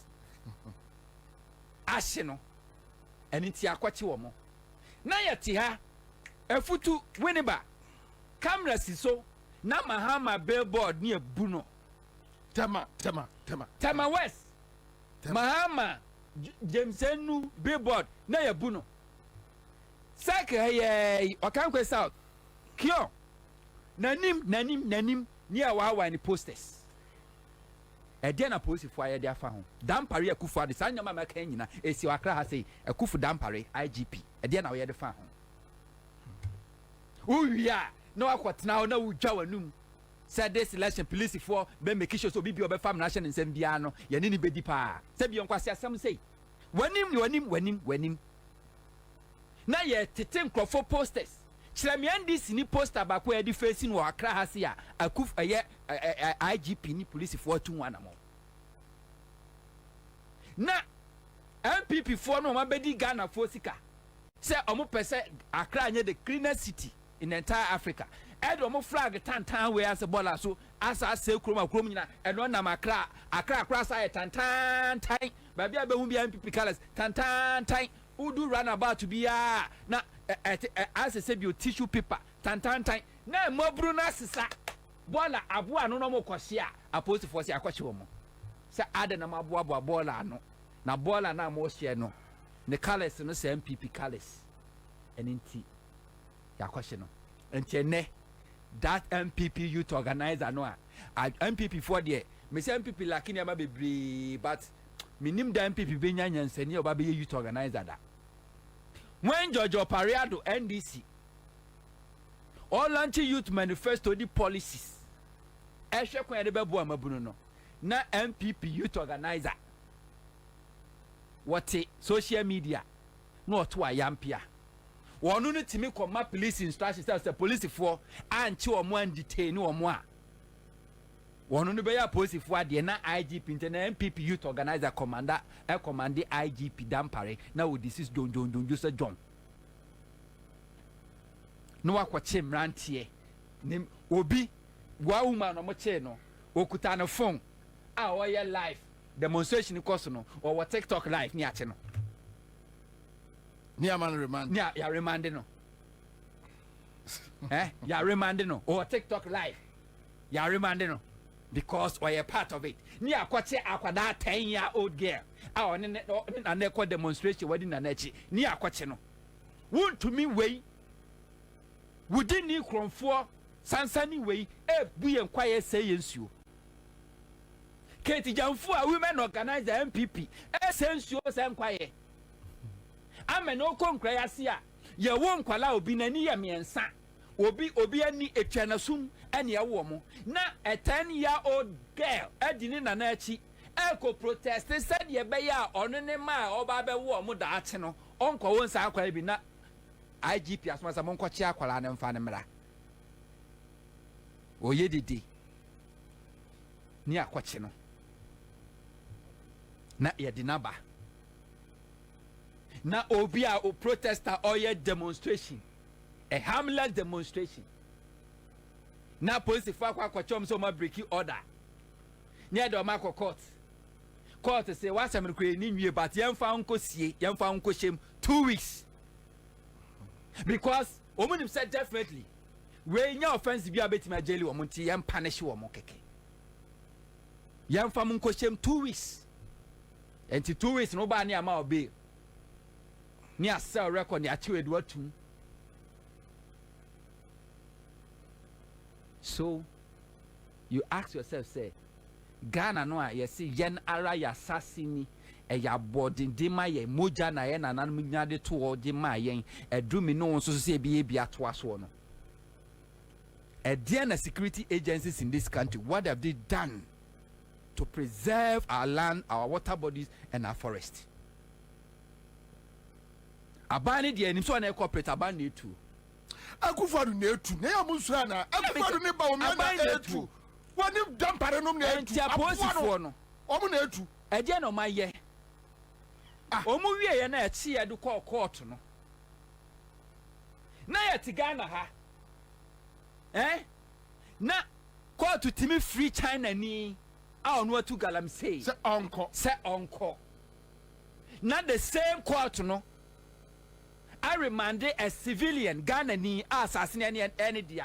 I no ye demont ayo ye kire say China for akufo ado MPP akofa China for mo say nkwa esensu na oni timamuni assassinate ne dia. Apart from my Ghana ontimi ko gira o ma bia so nkasa this is my motherland apart from Ghana. No ye demonstration na court say yamfa sa ono assassinate ne dia no yamfa no nkose kukum. Na China ni no a ono afiri ne krom a China untimi fa so kura mo from without a year permit no wono no ye jan so mfa no nkoni ye koka ya osafo mafu say si the China ni tumu aga na mfa so be ni benya. This is the madness and the excesses of democracy. Ekufuado abanwe oma provoke Ghana for pushi Ghana for na BOBIE be wo opre. BOBIE obewu a opre. Enti 2 months 3 months aka isaka 75 days. 73 days. Omo person mu provoke Ghana na chese o afi kra de ye de ahomete na ade papa bi e be Ghana for within 73 days no na aboye nyina aba boa obe share bufuo samranti amacho omo be ja omo nyina mopa mu njeli omo mu jeli omo a aban foforo ba ye benya lawyer for papa omo be court na obobo ya won crofobia na bo mu de bia anyumtofo de bia me kase Ghana is the only country where celebrity idiots are celebrities. And crofobia bro Ghana is a celebrity, but the truth fact is oh you idiot. When we as citizens are, they feel like and their mess, it's not right. And you know, yes. Why Mo. So, sir, Kofi Kinata Kasa. Yeah. Straight now. Yeah, Abrantie Camido so. Oh, yeah, musician. Oh, yeah, musician, yeah. I don't know him. One about sugar cane. What is sugar cane? Yeah, my phone number. Sugar cane, sweeter than like a ginger. Girl, I wanna be with you. Your mom bottle style be as a lot of. I wanna be with you. My phone number. I'm on sugar cane. That's the title. May apart from reggae, minty, sugar cane. Sam Crawford, Ghana as a CA, who busa ordinary Ghanaian and Adwin Wafom. Say, more Ghana to 4 celebrities in me and son. Or Boston boy. Obebo akoya oyedede patapa ekọ retirement oda mani shatawali. Shout out to Obebo sa akodi edi. Obebo lumba di. Na me say lumba on nyame ebetua lumba kano. Why? Lumba nyame ebetua lumba kano. Why?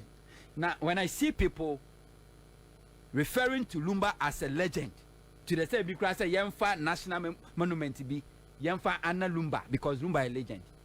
Nana kwana kwe somewhere 1995 and a lumba bonyom children of the future kwana kope enyomo no netie ne Lewis ma mempe enyom ni bi me pe Lewis ni bo asisi a ne kotie ensam a lumba ka wo mu na this same lumba ena eya nyuma akufu adoma MPP e company man MPP ema MPP ba be ya aban no mo be ya aban wi a Oma say and sassy, I say and quiet, I say yes, you and in Chirima in your binum. Now Lumba still support a Kufuado. Now be catch him say Lumba a legend. Lumba and your legend. Greedy fools.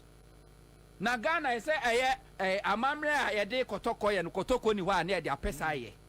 Yen ni celebrities I say you do na jo from Tino. And Yansa Untino. Wobia, yes, so a celebrity.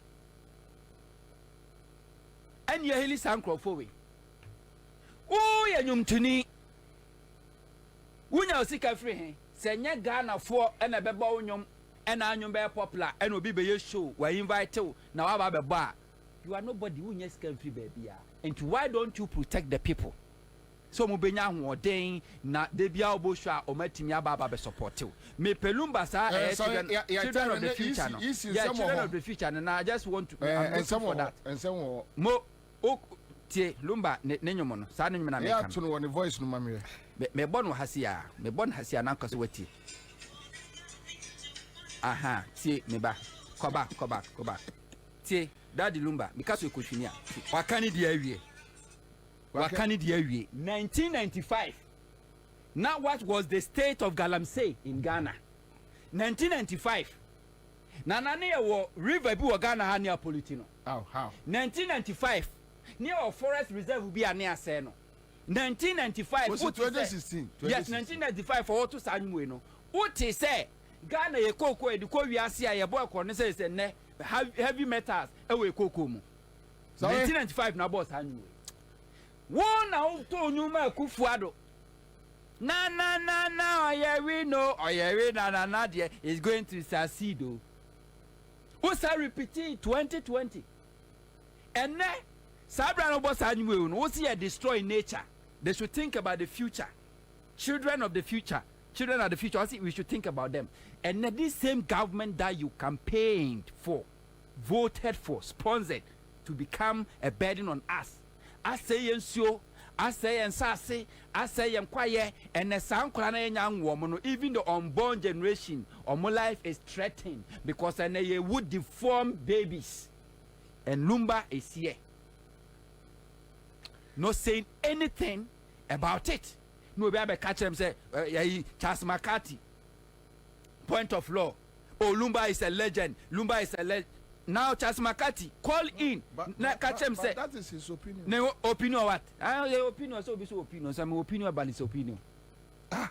So I'm sharing my opinion about his opinion. And all those people sitting social media say Lumba is a legend. It's a Ghana between two. They should come and tell me Lumba is a legend. At the live on account 1.5. And this year my Ikono released a statement through Honorable Sami Jemfi on this matter. On this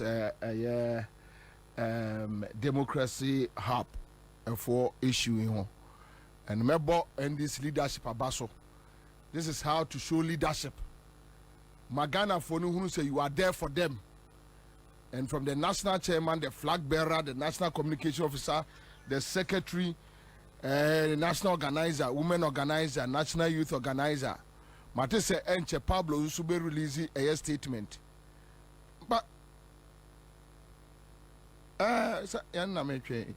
okay, so and this statement I will say, and I hope say every well-meaning Ghanaian piano a copy of this statement signed by a national communication officer Orasa Mejemfi, and it says NDC Enja omo kwa tetiye omo kwa amanihunu ewo kromfo edise Akufo-Addo nsem no NDC enja omo. So this is the statement issued on 25th September 2024. NDC condemns manhandling and remand of Democracy Hub protesters, demands a discontinuance of their prosecution. So one, the National Democratic Congress has noted with grave concern the decision by the Accra Circuit Court to remand 28 protesters of the Democracy Hub into police custody and 11 other into prison custody at the instance of the despotic Akufo-Addo Bawumia MPP government. Point two, prior to this decision, officers of the Ghana Police Service had arrested and manhandled several protesters belonging to the group for staging a 3-day demonstration against the illegal mining menace, which has totally devastated our environment under the watch of the failed Akufo-Addo Bawumia MPP government. Now, point three, these arrests involved brutalities meted out to innocent unarmed civilians by the police. Among those arrested were minors, the aged and 4-month-old pregnant woman who was merely taking pictures close to the scene of the demonstration. Another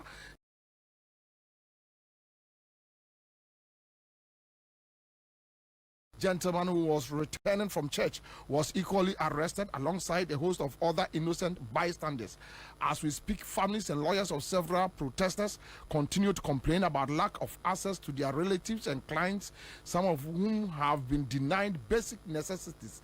In no uncertain terms, the high-handedness of the Ghana Police Service and their evil collaborators in the despotic Akufo-Addo Bawumia government. It is totally reprehensible for the police to subject civilian protesters who are merely expressing their anger against the vexed matter of illegal mining to such barbaric and inhumane treatment. Even more disgusting is the decision by the Accra Circuit Court to remand the protesters for offenses that are classified as misdemeanors.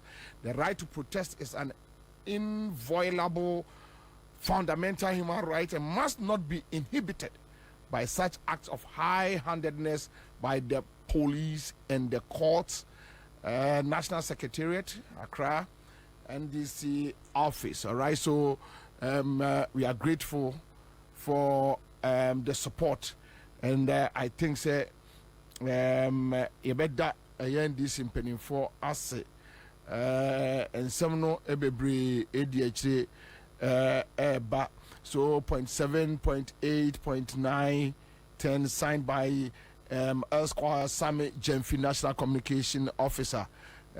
Also I am a personal lawyer. So only a lawyer duty nti ebeda omo ase. Kathy say Bobie ANSAH NDC leadership should visit them in the prisons too. Omo manen so ya eminim so rasa me Jemfi no beto aso aye. Omo nkosra wo mo. Na omo nhye omo nkran. Na omo nka kire omo say ye wo omo achi. Ye no omo akuramu akwapem say we will get these people off the street. Then later we will deal with them in our own way. Divine. So NDC statement on this matter. Okay. Many other matters. My minchia for Niashafo. Now answer na mekosa same way so no.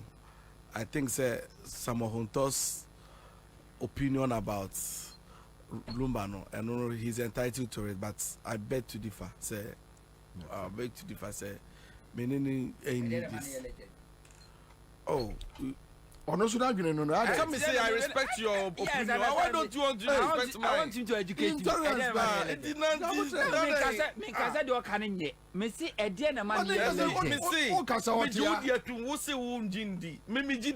Say Lumba because soon him say more creative industry no more musicians sometimes so also be engaging in creative activities sometimes a band so what the Kasachan any baby on your inspiration efi. And again, Lumba and Yuma Wabo at the Ama MPP no. I think say a Juma and a wire.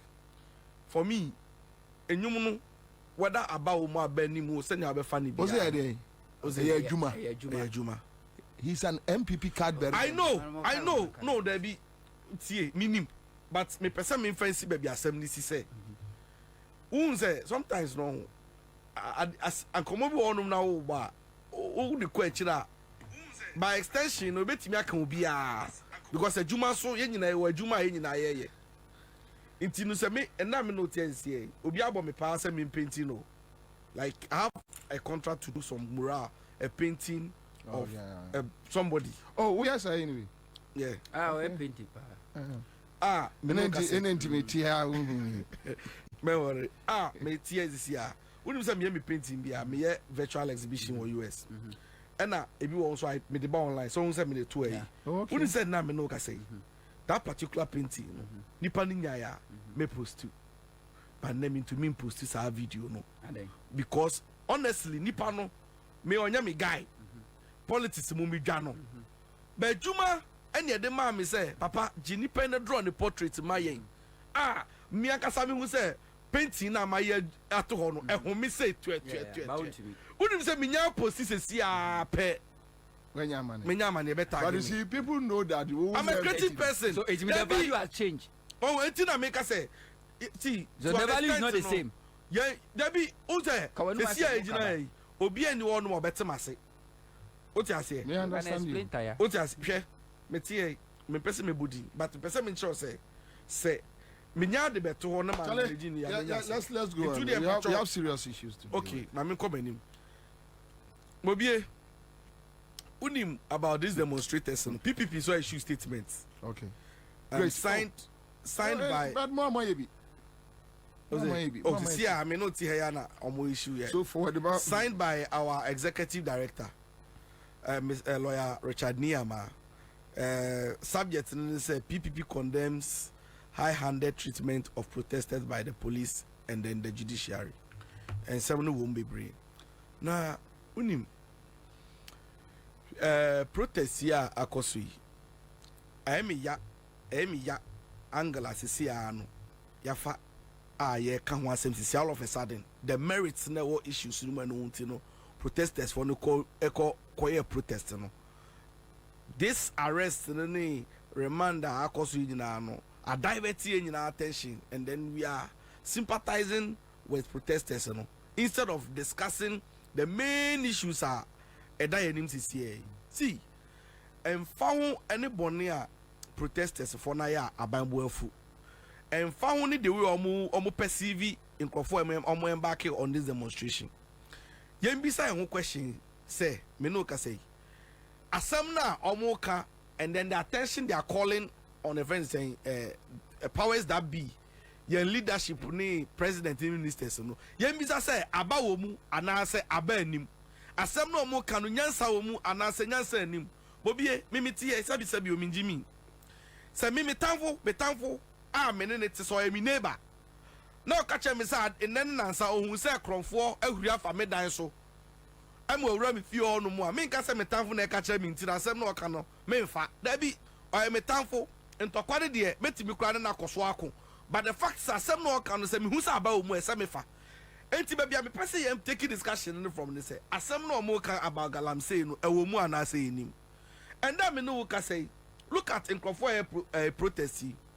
Bobie uni ma de ba ko a me won about this protester me hu say Ghana ho yen ka se tia say enema bebre ha yen kasa on video na circulating na Arab ni ofi Dubai and na wa ba wa kokotra galamsey krom and no de camera ato ne so and wa fasa nsuo and na demonstrate to krom wo for no the impact any effect galamsey ebenya ewo a friend say yensuo so ne afudie so.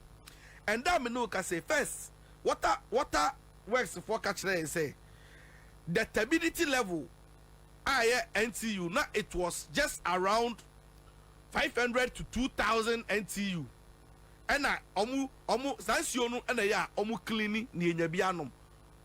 And that me no ka say unim say and 14,000 a fee 500 2000 no and 14,000 because of galamsey activities.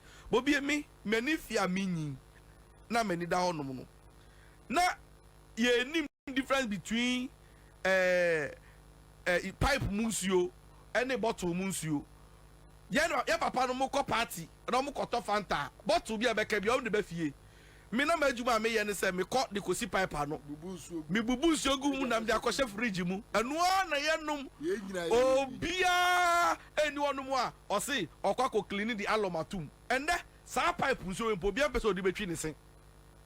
And that's how pipe show we o simple udi twitwi a now I am minded why careful say bibi ebe to me ayo. That is where we have gotten to as a country and we are not bothered. I to say asem way and fire ho wonim say enkrofo bi wo western region omo no mo ye acheke pa acheke wonim say ma me ne say omo so ba cheke ye de omo so omo ni source of nsuo bi omo de ye omo acheke sagalam say nsuo no a no mo ya no mo cheche omo cheche no if you know western region one more wa wo say wo te Accra wo de galamsey ni ente bi affect no o so mo de 1000 eko Kumasi no mo de 1000 aba Accra it omo distribute sa it say bibi wo mu a ekunipa na say affect body na say obi anso benya bi wo te Accra wo benya bi. Apart from that wonim say some mad na ho no no adwen catfish wonim say catfish o tibi hihye mad mu nsuo no po ni wa no hihye mu and read documentary bi omo yi omo enam no ye yi omo fi sa galamsey pit ni mu na wi a be wo mo wonim say major catfish we wonim say ye wo mo ye wi a ya be ho na esanso de abrɛ na esanso we all of these things na affect yen and esi an ye kase yen kasa ho me nyi wasaman kase na yo nso bi a na efra no abuchen wonim say wo tra abuchen be di oso okwa nso bi da ho no me si enyi mi refinity be si okonso no da ho eno na tenia be fa insawom na ba be fa eno abe dam e wo weja ha say you. Oh okay. Ye so no na sansuo no ye dware mu a ye sam nsuo ye di dware ya bibia enne bisa ho say sa ensuo no obesi den ayusu say wo di senior ma wo akasa wo di senior ma krampa wo nya comfortable then to the extent say wo benom when we think na akwakonya say galamsey there whether we like it or not we must speak against it. And as I speak against it, we shouldn't also play the legendary ostrich and pretend say we didn't crofokwa or mashasi because galamsey ayeke e wa bakosem bobie before NDPP baba power from 1992 to 2016 na your forest reserves all no license ya issue ama obi so betimi akoma prospect akohwe say gudi omu no na ya to only 10 from 92 to it took over 92 to events in 2006 more than 15 years old, now only 10. About way by from 2017 to 2022. No, we came at the copying 45. Oh, that's 10, 45 more than 35 and I'm Mamma for order and no more. Last time Erastus documentary on ye of course site on the police for corner. Would him some from phone so I say for a commissioner for land commission for say now yes and this is on tape. People from the presidency and from say leave the site, don't arrest anybody, we allow them to go there and they can. So when we are complaining and we are talking about Nkrofo Amuye Galamsey, we should not say a buy move for any MB penny for our more flaster house. Papa we fripon what a report or yeah. What is say about NDC NBD? What is a report on about former NDC MP, former minister be NDC? All the people he mentioned in MPP apparatchiks and then their cohorts, including people at the Flagstaff House, the Jubilee House, are engaging in this illegal, illicit business, affecting their livelihood, any existence as a people. And media, demonstration where a course on. Yenina yeti ya hungu krom ni abonten so ni yetu te soko konfanchira ban se sa ade yomu ye ebe kwa ba ti yen eni ye ni yen chirimba because Galamsey no bi wonu mo se o e wa kra enti no insio no kra no no e bi fa ne side. The truth is that asasi a yeti so yi insio wa se o ya obibi e friend waterbed sa insio na na masase na se ni nyina no yeni barrier oh yeni barrier e wa asase na sinsio no enante anu bia na etutu no bo ho e na utu a why na catch us on phone?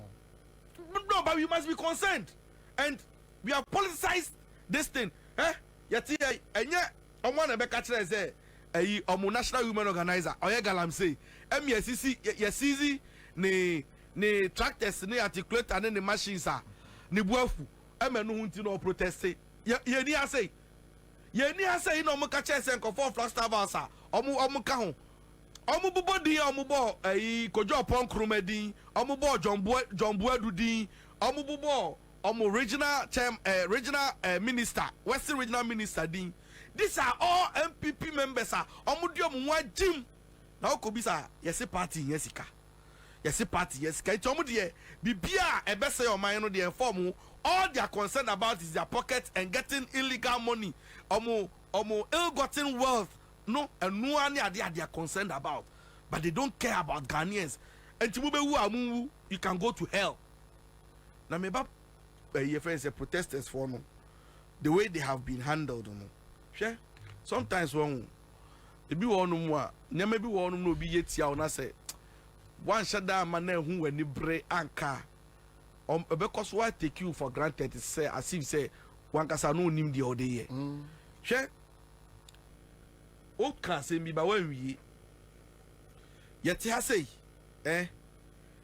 na ayi emrantie bi call judge omo call ye judge ya no mu omudi Kumasi no oyo pin for judge emrantie call ye omo so mo ne nyadwen invisible forces for we omko huri na de ne besi from kri ya nchi nipa ba ko sempo oba o ya nya obi ahwe omo fine omo 1200.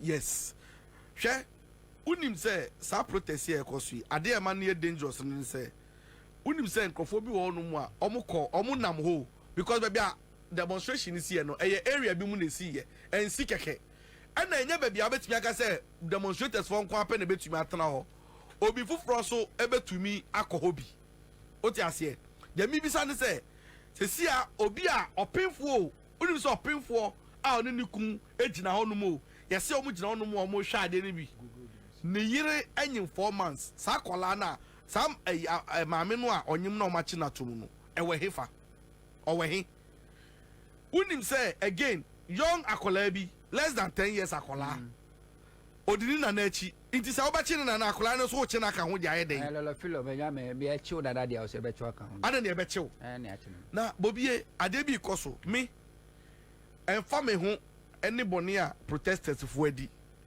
say wo handle on issues so a say wo handle no lawfully as say wo handle in a manner e say wo use emra. Do you know said they have denied the protesters access to their lawyers? For what? It's what also I was enforcing law no, who breach law no at the same time, who repudiate law. I almost say so my coup and a tikromu. How? Again, Adebakwa essential astonishing me. And the fact to say, do you know that they have refused to disclose the locations of where they have opening Kofana Kwakogu? And I know Kwasiada. Many list over ye two she free Kumasi Gidi. Ye drew an adjunwa na ese Kama Center. Yako. Ye we ya and ye see a Koisha Felicity. Ye tuto money Kuhun or railway. As at Enra ene. Ya. Omontre baby a Felicity. No, but Sabi you. Mimi Jafo so. And I list over Fred. Railway police commander no or say omo do omo call central ombeko oko central omo ha o che say as criminals bi a omo terrorists for bi enya do omo akosie baabi na why you dambar wa jimi o woni nya onu omo jimi sa unim say me bisa say enti wa wo se wo enforce law na person with them ran be adwuma no enkrofo no say o match watch omo because they acted in a manner unlawful o dey fa no say sanity na wo so a wo watch o matumu na wo so person o dey ran be adwuma one we detain obi more than 48 hours one undisclosed baby ani pa no wo obi abumra so na so ubumra so wo bumra so there you are okay Ghana ni bumra so enye okay. Can you imagine? And one say Miminye emranim ni minye legal brain ya na luminary. Yes, judges no ba ko de Evelyn Asamoah. No somewhere ko dua obri eboa. Yeah, Evelyn no. Back September 2 of 2023. Obu attend bi court ema the accused person ko okoye ne yadoa.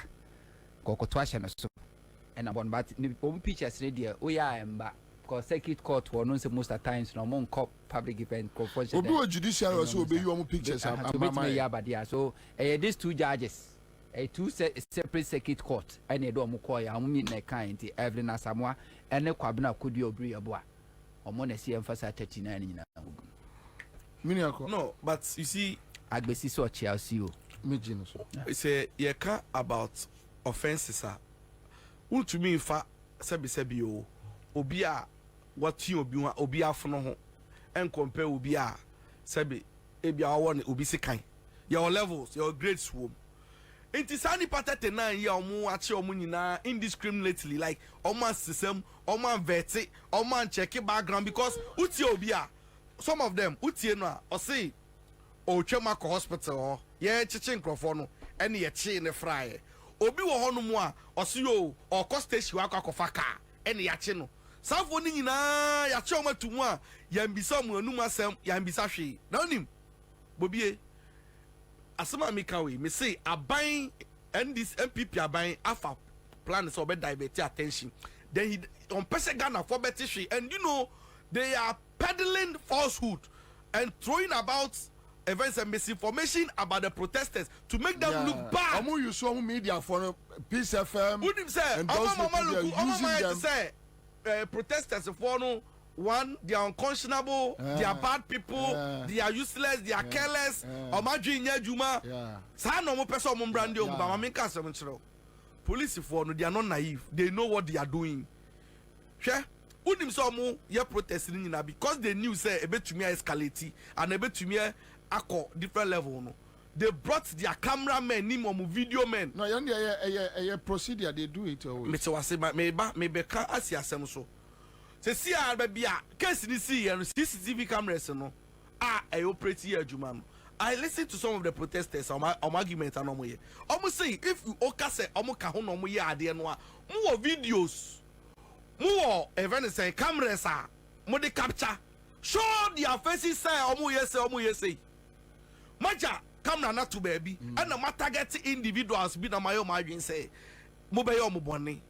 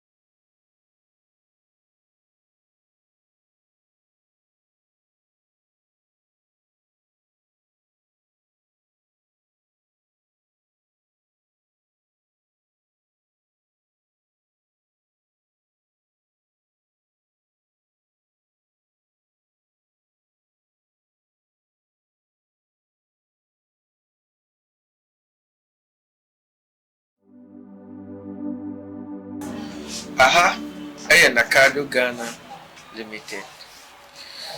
Your work as well, just up hospital. Yeah, you might be in Sassin when you money. Yes, I see dying. Yes, also yes surveying. Nature in Sassin Crata. Yes, also the infidel high. We are survey all around. Now, baby, there you do bar. You bring you be a mount. There was a silver me up, baby. You will be what danger. You will be out to group. You will be what you do. You will be what akuti. Upesoni Nakado Ghana Kasa. Frey our mind so 0536 943494. Yamakwa Baba Nakado Ghana Limited. Yaton Sase. Yesi Adan. Adan Krata. Obahan Moa, Yabeti Swamon. Yasase no Langard in Iso. Sawu Usikan Sokrana Ba. Yabama de Asho. What you and Kakrakra. Sempo Yabodra Juma. So utopia water we de Oye Biano. Pehani at Swamon. Would say Ukra Usikan Sikabotin so banso Ebehe. Na Yashania Yamwajumama. Yasase no Langard in Iso. Aha, no to qua. Yani assassin sa any animal. Nap say more assassin and so. Ya better who say, Ubenya Krata. Would the Dutch or Bibini, I bet to me, I am Wajuma. Within the big mama. My daughter assassin. Me papa signal na me sakai. Assassin so the form ever Nakado company. Assassin for 4. So when was the castle pie, a mobi. Now what you can kakra. Into papa na me sakai. To Obiambra. Imagine it, dear. Obiambra. Imagine it, dear. Obiambra. Imagine it, dear. Nakado company.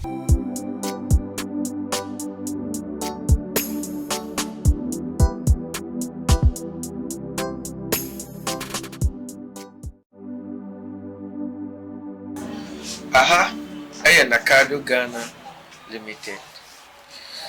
Your work as well, just up hospital. Yeah, you might be in Sassin when you money. Yes, I see dying. Yes, also yes surveying. Nature in Sassin Crata. Yes, also the infidel high. We are survey all around. Nam people need to basic promo. And your police and your soldier. Normal civilians and a better operation. No. And it will shock this country. Nipana Odinsio Ekoma demonstrators, protesters, no. Honestly, I question no. How much in one answer? No, I question no, my question. Only few. I said the Abbas here has been arrested. Only few. Yeah, this morning. So I had a so I didn't come home.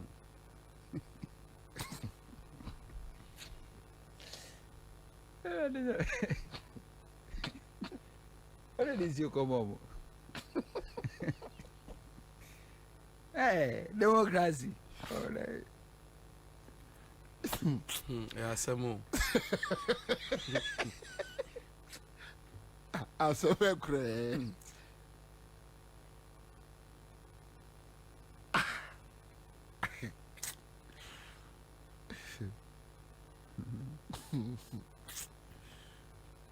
What you do, Anna? What you do? Na police 4 person who knows young come because it's a monsieur. Sebio to kwesi. Na se enkrofo dwane kra omom ye humanitarian services. What did they do? And they come out. Asembe kra ni. Ensu a onom o de agu ka mu na si ho. Aboso ka ma twei bi. Ana ensu no gu akire.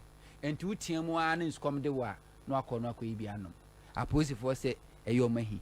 Na ya order na the towing car.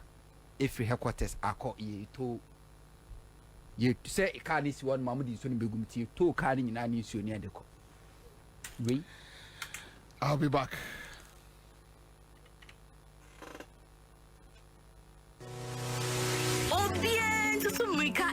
Bills was here. If he say, Asum Jawunya way and Bosia Bon Shaya Hoodie, Edu Chimu, Obi Bia way, and it to make dear Biara Woody. Bills will be Bimao. Won't hear Susu, won't hear Enya awa. Na nya uhia ne wo national ID card. Enti tutumri kana freyen was 0302 200 390 and 0596 920 833. Kai say Omansika Krobia Batang Bank of Ghana and Sawo Bills Microcredits Jumediemu.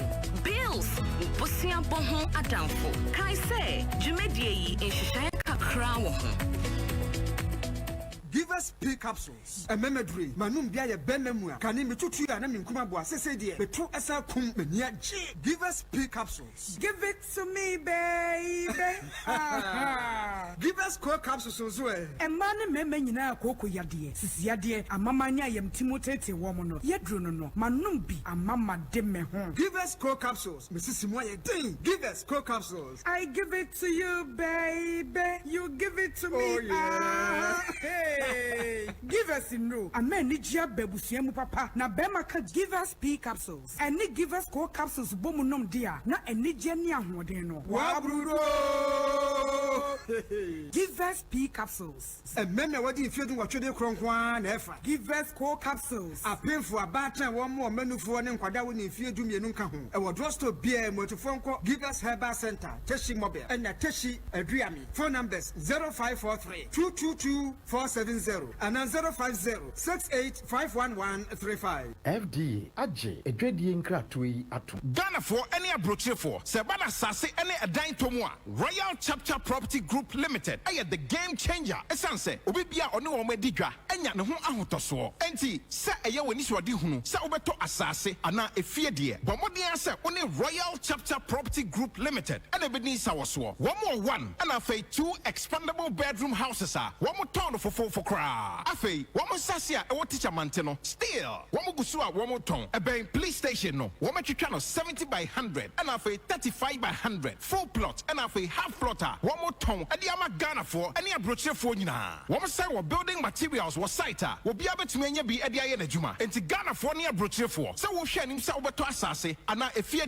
with flexible payment terms no. Ubet menya be our Royal Chapter Property Group Limited. Frewamo our +233 256 515 862. Ana +233 591 010 337. Ana +233 256 700 831. Ana +44 750 887 1235. Royal Chapter Property Group Limited. Start a new chapter in your life. Hey, say the Mako who Greenfield Scientific Herbal Clinic. Me who credit me, say, and Nunti Nomania Award, a year word best. Obian Trans Emma Dumpemia, the Cassa, and as no baby, the Ayumaoba, even you be a mount. There was a silver mea baby. You will be what dancer. You will be out to group. You will be what you do, you will be what Akuti. Opesoni Nakado Gana Casa. Frey our minds 0536 943494. Ya mwakwa baba Nakado Ghana Limited. Ya ton sanse. Yesi adan. Ya adan ho krata. Oba hanu mo a ya bete so ama. Ya sanse no langard ni so. Se usika nso kra na oba. Ya be bomode ni ahwew. Watua ne kakrakra. Se mpo wo ya bodwa adwuma. Se utopia wota wo ya de yo ni wo ya bia no. Behwe ne ate so ama.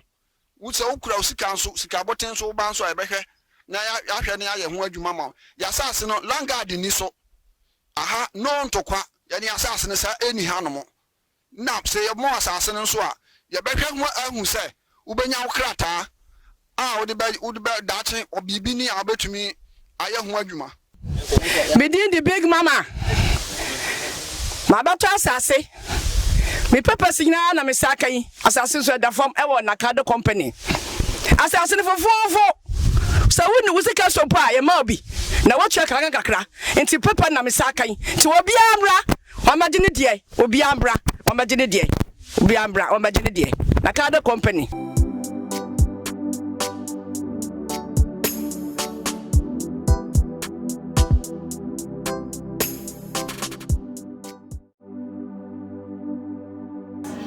Aha, Nakado Ghana Limited.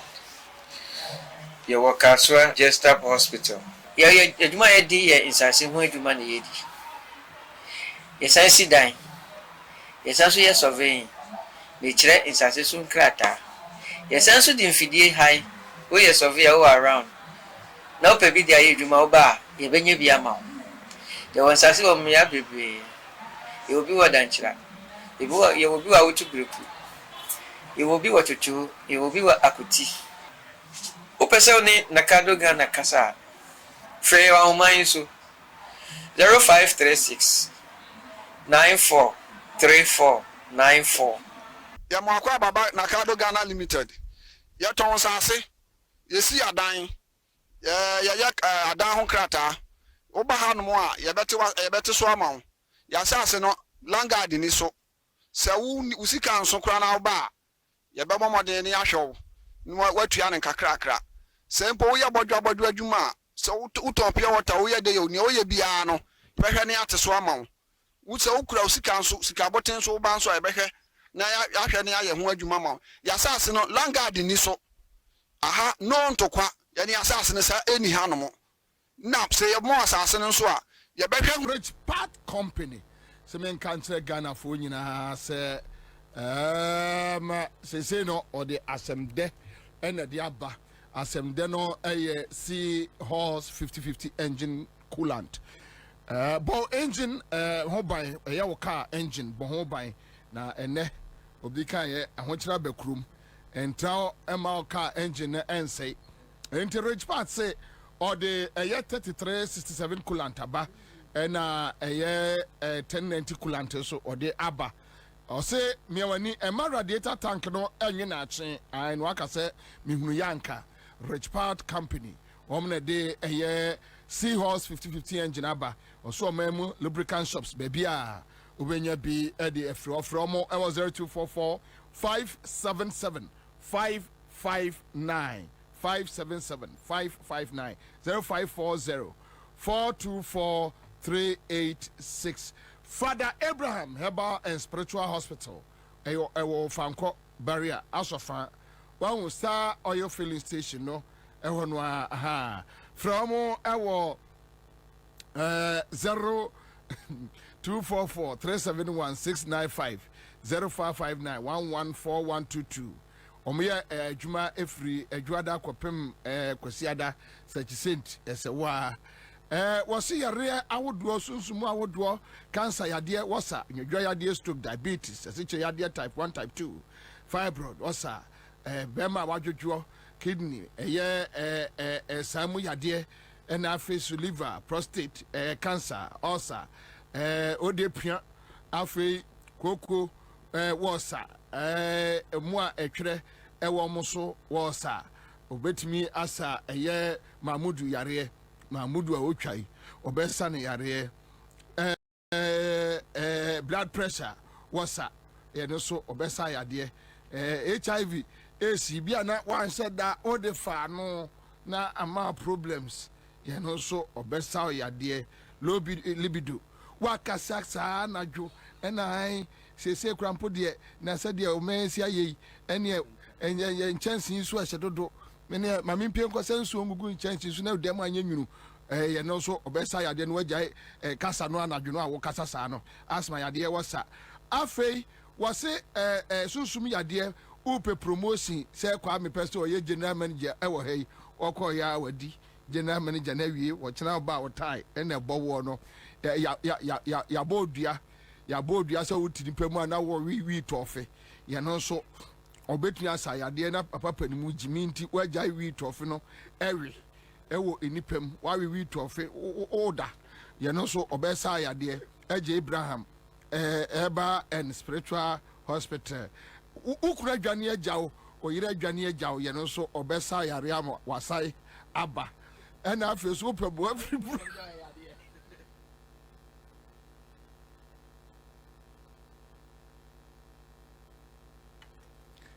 open more free brody.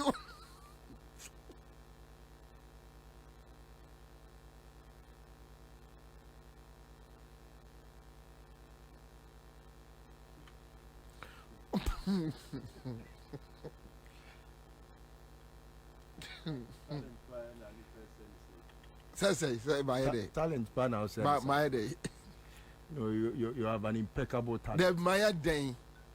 What time will be out to do? Now, o say sabi a jumakuo kakraka sei. Enya ho dawro ne bebo why na bebo? William Momo. So pese broni eboa wa ye no so bra. Sunsumu aware. Onya lucky ewo adwumam o pese o ye lucky. Ye no so bra oton niema onya lucky kosua ya no ani mako keke. Ebe so wo afri anopa ma de asa. Na edeso esun eyesunsumu ade oni obehwe kura no akwa ai ga bia wokọ papa nto momo no se eja ba ewa ene de omomo ni enye hwam kura emon kura no se ne nisi so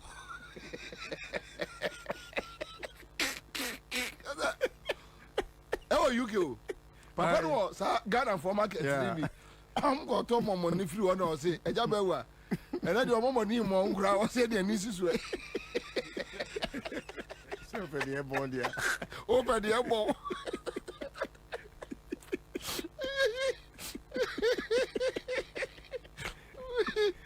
Oh, Jehovah. Anyway, so Masre a dom Yamotemenka, a year of Franco barrier, Asofa, obey Star Oil Filling Station. No, then fire any entry. Yami Adma Revival Air Basso, a Pentecostal Christ Nation. Ene prophet father Abraham omo kabuma yedwade kase pa nefua miensa every 27th not just ene 25th right into Friday every Friday Saturday Sunday ampaya edwa na wono omo ba se patient nyako Eriko Eriko yenua Reverend Mensa Bonsu ene ne dom omo ba anwumre no 9 4 pm ne ginemu sa anopa bia Omujnemu Friday, Saturday, all night, Sunday, 8 a.m. church service. Osimombre, Umeja Yarsa. Bills microcredit, and can hear from a quick credit. 15 years in service. Your bomb basso, ewo on my bapa, ejumedimu. Give us Herbal Center. 1 minute a day, yeah. Give us P capsules, give us co capsules, give us Herbal mission, and give us GC mission, and the capsules Abba. Or see a memfa pino, enyaku, mfaku, inya pi. Ya fa ko ni pi na obehunu se ampa etija ampa Royal Chapter Property Group Limited ho asem ene yeken ensase o teacher mantanyina omo agina so omo twitwa omo de ma ne bo no da form kra ensuo nkanea akwai bibia wo kwame mame ada quick one fatoto so liso akwaba NDC issue statement on this EC audit matters, but quick one. So there is this guy, almost a friend say Woodimaya. Okay, so also tweeted about democracy hub issues, no, and he tweeted, "This is not the same Ghana we know." # free the citizens. And now Kofi Ofosun cancer. That stupid boy no or nep no. One won't say jailbird bako, nipa bako. On the me and men anti akunu fi akwache no. Sa akwa no. Yet a day beto baby Kofi Ofosun cancer me. The men anti akunu fi akwache. My man is citizen arrest. And listen to this stupid guy. This happened in your wife's country, Kenya. The GH protesters were arrested for taking the law into their hands and creating inconvenience for road users. And I was definitely not expecting a wise comment from you considering your cover photo. Finito. Ab issue. Excellent. Oh yeah, excellent. Yeah. We know what say I MPP will be on follow. I say you ma omo ya no. If you unfollow him. Okay, so hope I get this right. Pronunciation trendiest. Is that right? Trendiest. IEST. Yes. Okay. All right. So Kelvin Boy. Okay. All right. So okay. So this government is making it more and more difficult for their next candidate to win in December. Where the citizens go wrong. # free the citizens. Okay. So other ones, quick one. Then I'll leave it. While we are working on this one, then NDC issue statement over a year, sir. But mame, okay. So, Kwame, Pachomonia in time no mame.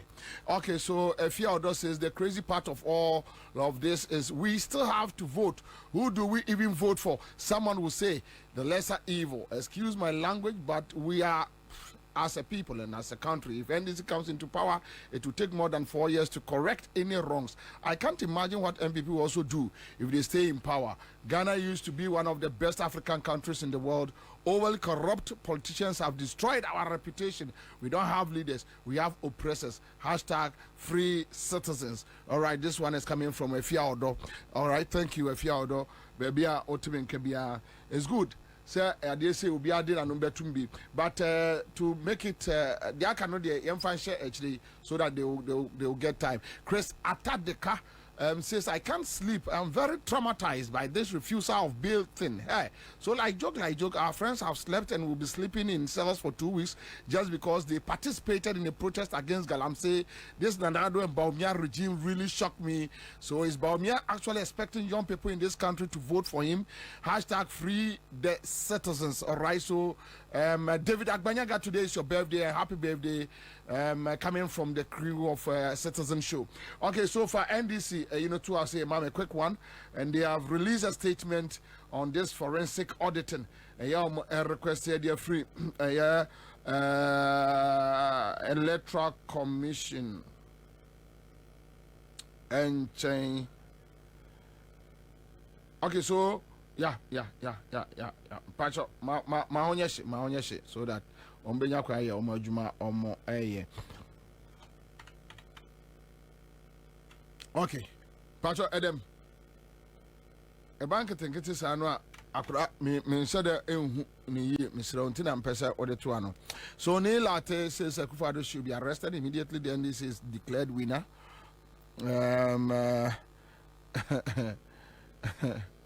Obi was so are they still in the police custody? Yes, they are. They are almost the big remand. And with listen updates on Felicity, no more issue, no. As at the time, many police for the Kasai, now more prepare or more to take them to the friend is saying to court, as was said. But I don't know as of yet whether they have been taken to court or they are still detaining them unlawfully. Court in the Marco, Oliver, and on one court maybe because they don't call. We didn't court, but the outcome in the Marco, but we are here to hear that. Yeah, we are where's the court in there. Okay, so NDC releases statement. Follow up on request for a forensic audit of the 2024 voters register and its IT system. So it's signed by Honorable Fifi Fiavi Kwete. And quick one, if you can allow me, let me go through quick one. We bring you greetings from the National Democratic Congress, NDC, and trust that this letter finds you well. We refer to our petition of 17th September 2024.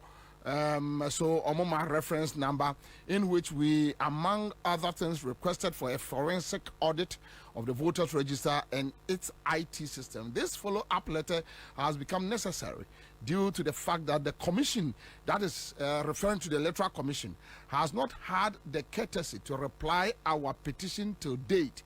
Neither has the commission officially responded to the serious issues we have raised in the petition and the request for a forensic audit thereof. We are by this letter reminding the Commission of the critical importance of a credible voters register to the impending December 7th polls, hence the need for an audit of the electoral roll and its IT system to identify the vulnerabilities therein and effectively address the numerous anomalies we have put before you. We respectfully await your swift response and or action on this urgent matter of considerable public interest. It is our hope that your response will be in accordance with your own declared motto: transparency, fairness, and integrity. Signed by Fifi Fiave Kwete, General Secretary for the NDC. Thank you so much, production crew. Listo, Una here late, and I don't know where to start from because we have the next 25 minutes. Yeah, I'll do just a few minutes. Let me go so I may a friend is saying a human being. Yeah, that's okay. Kora, the first issue, no, my main chair for me, for na me more about society. But you were loud out there when I was coming. Thank you. Until more grease to your elbows. The kind the lawlessness of the Ghana Police Service. Kora, I say for some time now, people are now beginning to appreciate Nyoma Yaka Dada about Damparia or IGP. Kora, about a month ago, Baumia went to a constituency be quiet program be all. Na say BB Corso. Now I am just withholding the name of the district commander now. Dampare transferred him 30 minutes after Baumia called him. Really? Yeah, he transferred him. Now even Baumia Nankasa went into a meeting and discussed that saying komu yi Dampare and koma Bonepa because their attempt to want to get their decision to have wanted to get him out of the way, no.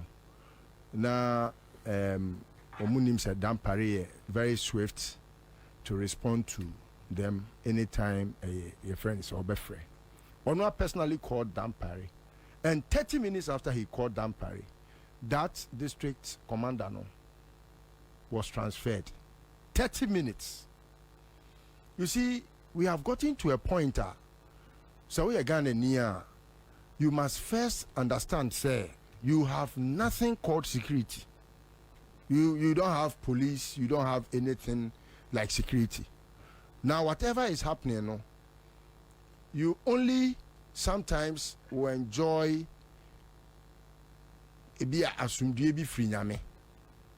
But say ke free nipa ho de because Dampare enyoma waye ene nyoma oguso ye se oyobi a oye adwuma ma ne man a na enye se oye adwuma ma ye friend sen Akufo-Addo ne Bawumianom ne nkofo a enkaba na no ni kwan se nkoye Ghana police sahene onye nipa sebio odwen omanfo ho sa tete police a yenim a omo abeta omo system no ama abedrum pempenso a ANSAH even the last IGP a o free hon mama Dampare aba no na police na say but it had not gotten this worse. But there were times Enkofobi amu NDC mu felt say Dampare is the most fine or the finest, if to put it in that superlative context. Say yenya police ni bia or te say Dampare da. And what would they say about Dampare? Because of the many hindrances koswa ama ene so jani kwabena timi kwatra radio station me aminua no kwasi prepare aminua kase say election koswa wa be fa ballot box no they will be ready for you. Kwabena, I don't think at this upon paper kwasi pepra different from upon paper. I think he's in charge of the northern section. Yeah. Kwasi Pepra. Yeah. Oye minua, oye prempe, oye wuntu minum mate. Yeah, I know him. And I know him. Oh, ntino. Ubetimi agye atumu say all these are happening because the center cannot hold. Because Kwabra adia kosi pepra kan no is a punishable offense for even soldier ni. I was shocked to say things in that magnitude. I don't soldier for mona mobo election ho ban. Election ye waduma. Internal security nye soldier aduma. You see how worse we have become. Wait, oye military commander. Me and me asem na me ken. Oye military commander. He has men under him. And NDC is sitting and watching. Because when a soldier for Boria parliament, they were mute. NDC has been mute. John Mahama has been mute. And we are watching. And when things get worse like this, say that Mitchell citizens, beyond 48 hours, they are still holding them. Beyond 48 hours, they are still holding them. And the party is sitting down and watching. They have issued a statement. They issued a statement. No, I'm giving you an update. The update is not enough. Issuing a statement. No. You see, the people that went. Update. I like it. It's good. Yeah. I mean, you are doing your job and playing the devil's advocate along doing your job. But I'm saying, issuance of statement ain't enough. Because me so far by far, Kwabra, and now Busa me say, me many that's one day as a Ghanaian. Senya this year, Kwabra me donya me kamaya westerns. And another point of correction. And kamaya westerns. What I say, Mahama, mute. Brazil for call parliament. Mahama condemned the act. Kwabra, you see, me come mute our You see, if we are see, you bet me about Tana, a coup for doing any assoriko. On yet. Aden yankaba yankada dada yakasa yajaka aden yakana dada yanya kan yankasi yakada. Opposition leader to Akufo-Addo, me Mahama behavior sometimes I get worried. My worry is not just because he is up to speed, he is doing his work, but a human being you don't allow it to fester to this point where they will be very much with impunity behave say you bet me a citizen nakwakotum at this long period. Sanyoma Akukokoso is denting the image of the country, is denting their image and all that. Fine. But you see, where we have Obia Onuna Babedia Konyama Ghana Fuenya, your friend is saying, and it has so we should see it when he is in opposition as the opposition leader. I haven't seen a statement from Mahama. And Kolani may have gone wrong, yes, but the law must not be capriciously and whimsically used. What must I say? Obia from me fan say me from na yede mre dimia. Wa babe suama me no kra no sometimes no ebia me amehum ni say ma from. But say me from we na obi de emra asene nsam ya ade a enya. Two wrongs them never have made a right. Two wrongs. The police is wrong, even as we talk. They are wrong. Legally, they are wrong. For holding people beyond 48 hours, it's an illegality. Are the police going to arrest themselves? We have court system a favor and call for B. Maybe there be a time will come. Police grant me pay. No akwakobo be home by. Minim the street ni muko. Minim the echo. Minim the echo so. You want conformity or Hodoma or Munioma or more dream hono. It's not even about a politician or Baba Kamona Nakuma. So be slow scout traffic more or ball glass muti said ye or the neka. Meanwhile, a big grandpa making no. Okra oje nansaid in Ewoni bottom. And you know, it's not just about say by now no I was saying I cry massing up at the police stations. Because and then ebi a wadwe ya say Oliver ana Felicity ana ebi a ye nuanom amaka actually betime ya obia and I may say sometimes we have to discuss some of these things in public. Because sabi odwan anase nantwie ohun na ho den a na nkwase ni nkuno wabra na nkwase ni mpra obekura wa ho den entime samo. NDC should wake up from their sleep. Oh, where am I? Unim dia dampari meeting omu koye. Aye ni kan ye bibi say na be election time no. Omu ye bibi a ebetimi aye den. Omu be show arrest. And omo lebu nkonfo no NDC for. What is wrong say NDC for be show face say yes. Muso omu NDC for ayate yepe. We want to have their votes so that we will put up a better government and a governance system. A better boama almost when you found ye. Bro, why you nyoma pi? Yati kroma.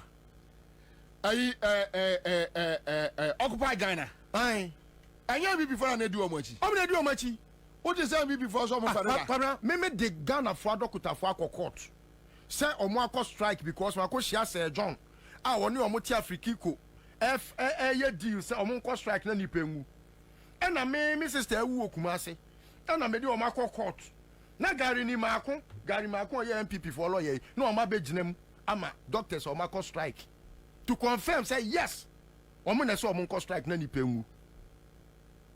One Gary no back catch me say me a busybody. Who will be what for crowd to me can. Who frame me busybody work a court. What bomb will be our bomb say. Who to be crown put a statement together, one sentence crowd. This is what trans and what kind. One boss. Anybody? Then these guys, they owned up. Sir, yang ya sumo so mon strike. Namudi ya can say a lawyer from kwa people are running and trying to feel say no, yeah, we don't want to show face and all. No, I disagree. Occupy Ghana. I disagree. Occupy Ghana. Omo court. Attaching. Any garinum. A friend say omo lawyers. A young do much court. Omo demonstration. Omo no. Kenoforata. No, you occupy Ghana. Sankuma. No, you occupy Ghana. Yes. Your friend say, acquire a consumer protection abonusui. Yenu. Coffee, Capito. Occupy Ghana. Napo.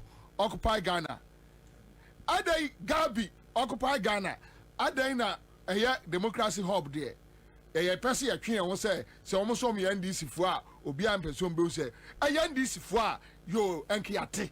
Then no more busu afọ nyina anya edebe na party no more busu afọ nyina anto aba ema MDC obi a ono ne nua ban kran kan ho kra yakọche no obehwe na ede na FSA because this is the only organized group in this country a ye betimi agina mo achi afrodua NDC samuni mo ameka tsamo ye anya mo anka me donya me ka kufodo ka ba na ko adwane dadada Mimi Didie, any my race, moon, my kuma, me crying in our dash, say, NDC, Baba Bemu, I'm a mania hoto.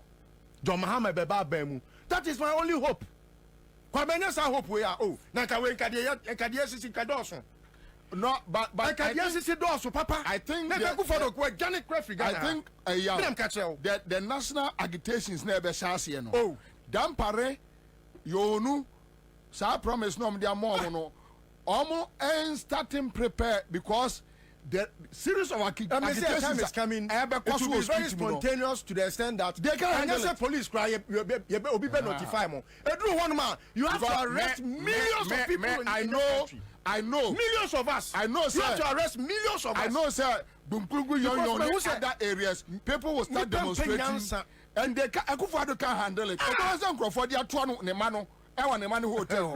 So if that is how they want to go, because won't be mumraso, so there no emranu crowd into the open idea, then you think you want the citizens to abide by the laws. I mean, but we have some few minutes. Easy auditing. Nana, 1 minute. 1 minute. Easy the end. 1 minute. But you see, there is one thing that I've noticed. Asobrache.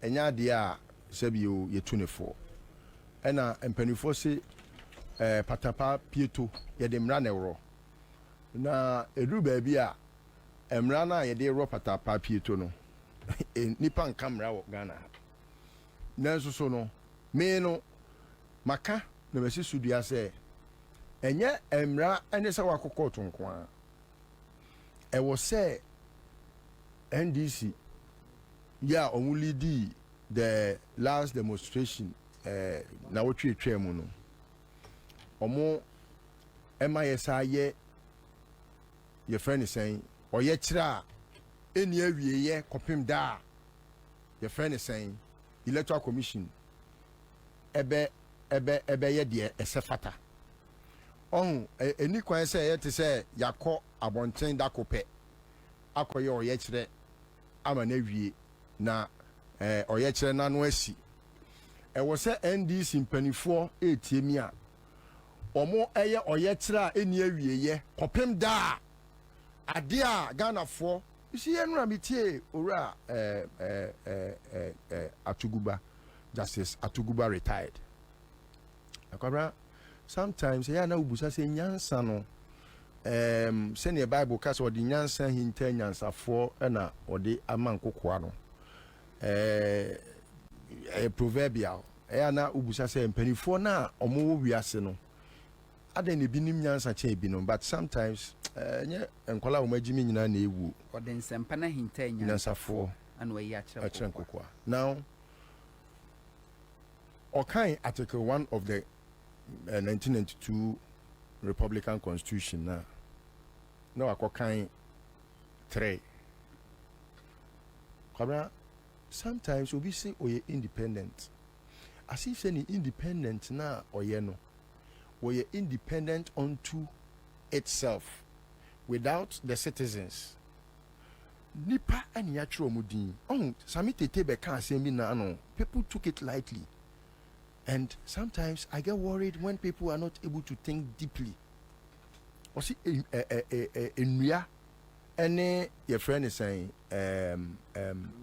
emwa na ne ya tro mudin wo sami tete wo bi chen waboa hwa aboa bi a ono ka kire say na emuadin wo register ko se no register na ono sami tete wo hwe aboa dwan me jimi aboa krasini ofi we edua we edua ka onim dua kro edua kro hwan na ne do ha obi a na no do hwan wa wa and I came with Haruna and then my brother and no enya Adam GH ne kan am say Haruna na say samitete so wan kire nua ne emwa no na dachi bia de ne ba begina market square ba ba kire nua ne mwa no on kire nua dodo say mwa dodo say emwa no na fia na say nkoko we just let them slide the other boss Masari there was a time or say NDC is a threat to Ghana's democracy he said it this is someone and it's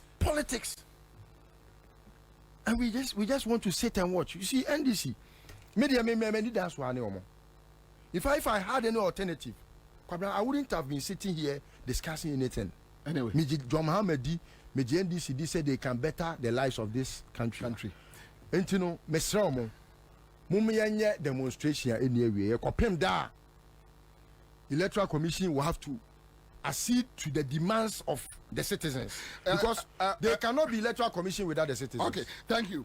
But what we are hearing now from the court is that Omar Shashe go through Voma Wane Felicity Num Fomu to know who they plan the demonstration with.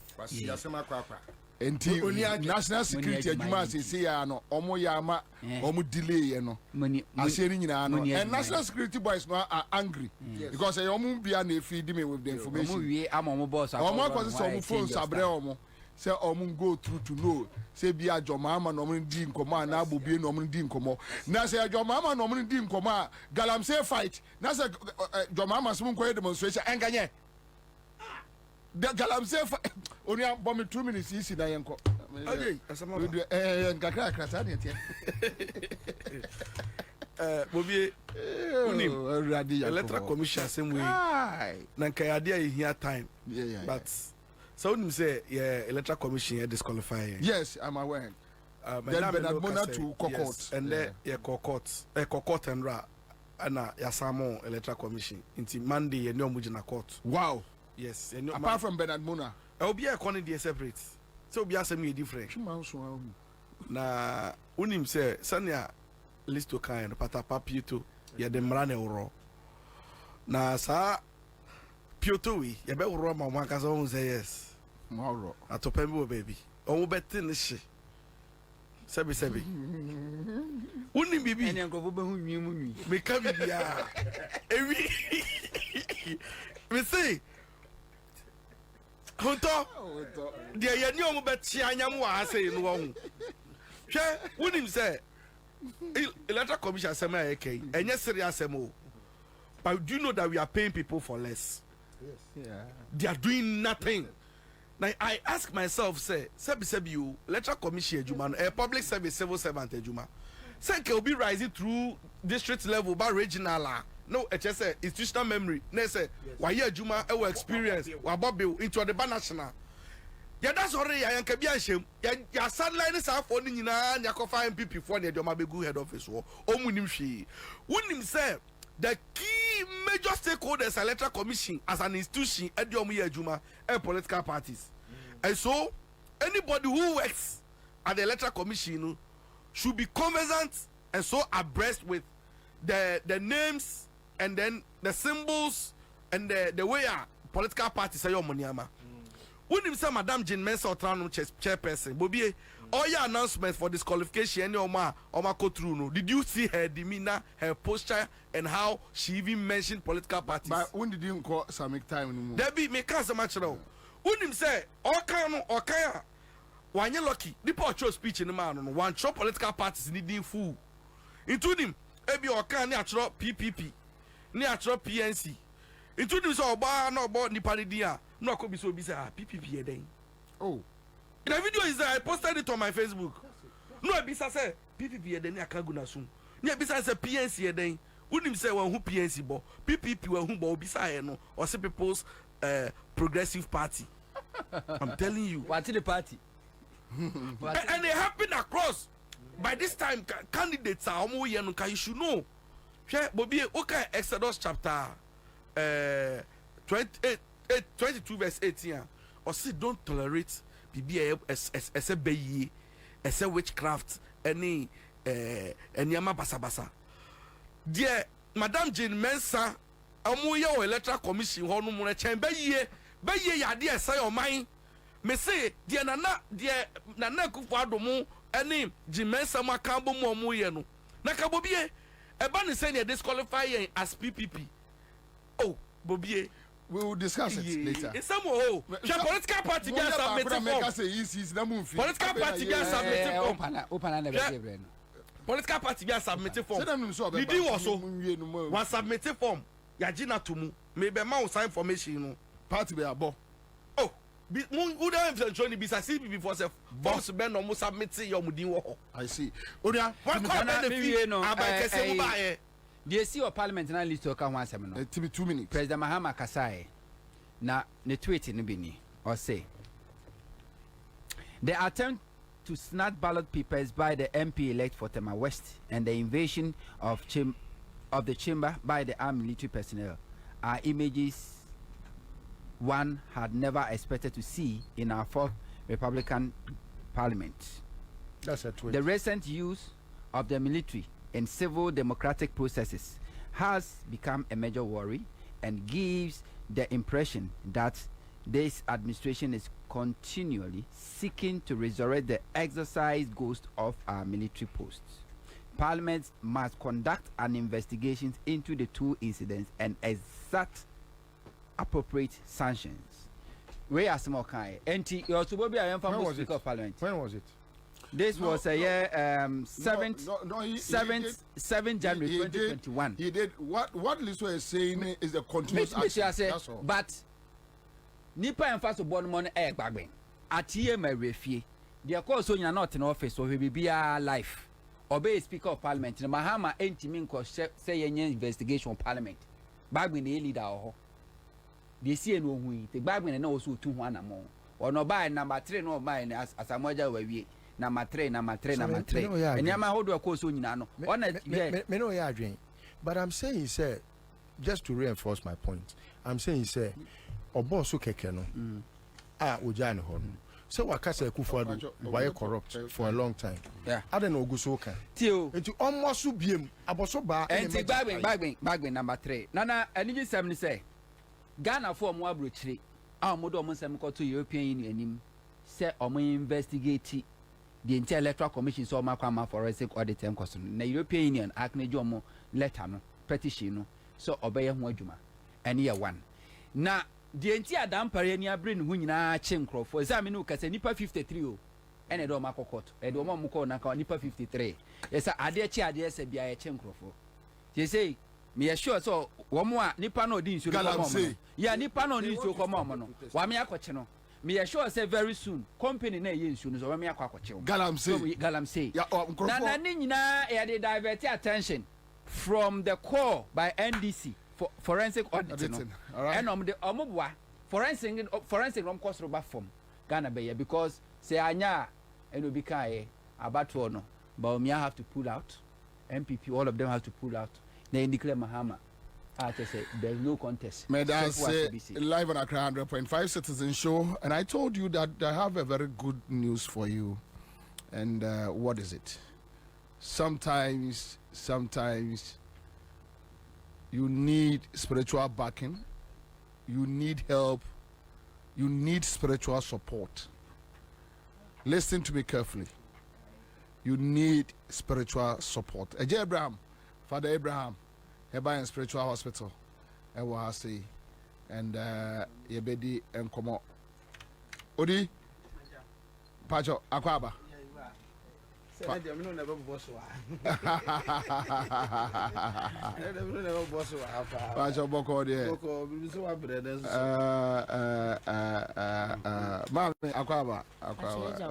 say good.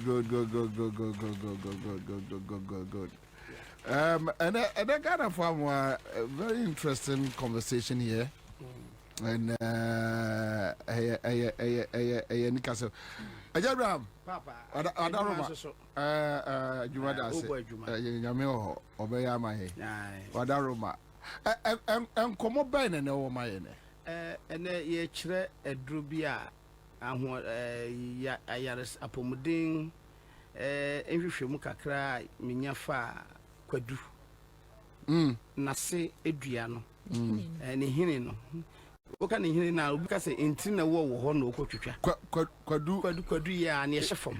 Ni hini, a Dianina, a war from Nankasan, a Diana Sen, a non Nampesi and Kamasem. Until we share Facebook, no club, and my pejaka cry. Oh, okay. Okay. Okay. Quadu ya. As well as many boss, and I am say, Coco. I'm yeah, Coco Mankani. Oh, to Quadu Yini. Quadu Nasin Hidden. We never know team. My first time I mean will be. Oh, yes, very good, Papa. Quadu Nasin Hini.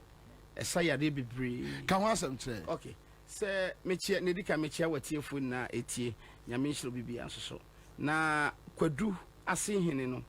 Your Yaribu or wa, yen shada a nijidi say, a be a wa, ubit me yankwa. You GDS society and yawa, Dr. Betty Manage, na Woody Frim. The castle be manager, dear, just say, I don't mean your own quack. No more crockra, no waiting, so be Busomia, just wait me waffy, and no person on channel. Yariabit say, your funu cancer, and answer cancer be a home with Jim. And now, baby be a cancer, Bible or cry, a cancer, now would him, and a cancer on a sister. Aha. On pet, Ubenya Krata. Would be dancing or bibini about to me. I am Wajuma. Within the big mama. My daughter Sassy. Me purpose in Anna Misaki, assassin with the form Ewa Nakado Company. Assassin for 4. So wouldn't was a castle pie, a mobi. Now what your Kangakra, and to Papa Namisaki, to Obiambra, or Majinidia, Obiambra, or Majinidia, Obiambra, or Majinidia, Nakado Company.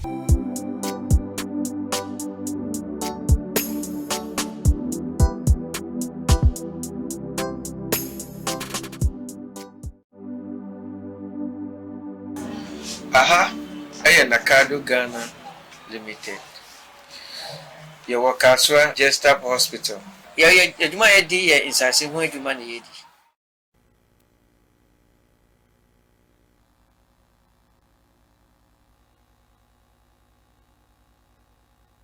I really believe the world is an evil world, and the evil survive, they thrive. Ɛyɛ abɔnefoɔ wiase na yɛwɔ nti abɔnefoɔ edi nkunim abere biara.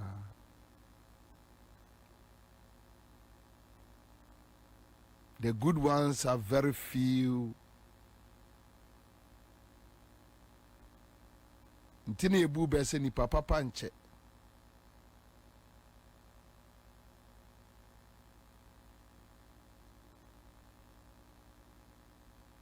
Because you ask God, why should the Akufo-Addo even grow to become 60? But this world is an evil world. Nipa bonini obenyini sa no obeha society, destroy society. The good ones now in society, you know, they go early.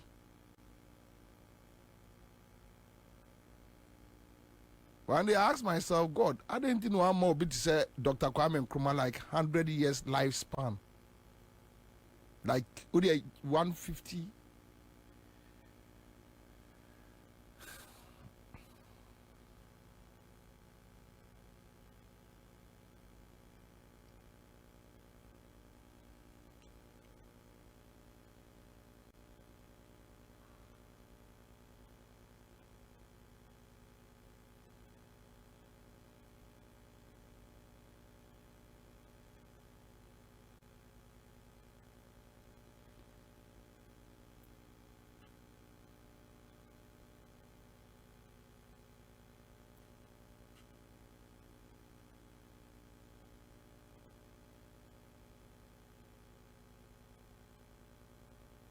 Omo complaining in say omo na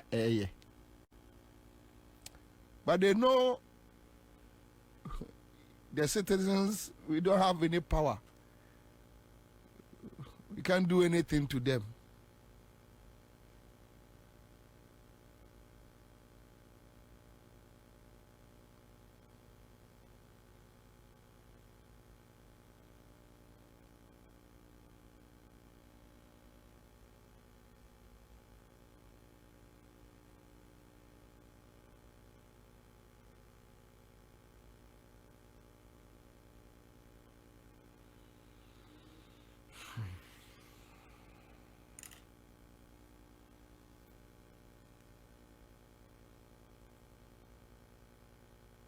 They have the media with them.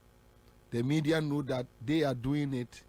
They tell the media, go and complain with them, so that they will never know that you know.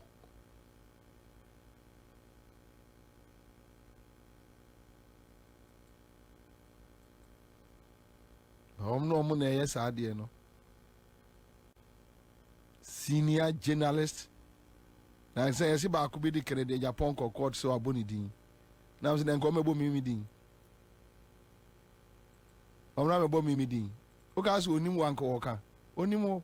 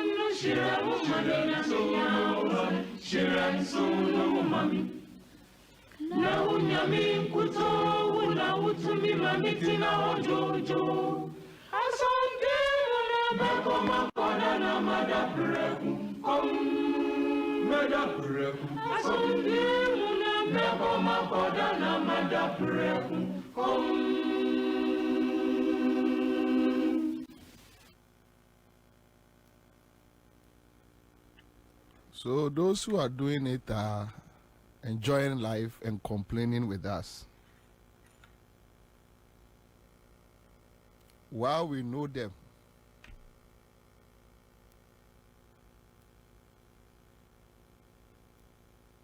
they dined with the kings and chiefs.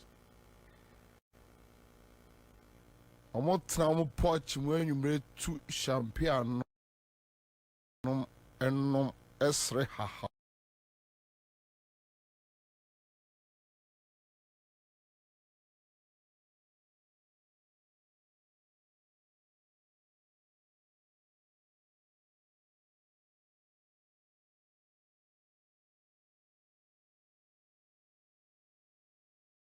Omni salt and pepper for near coba. Omni a friend is a dominion for omni press before near coba.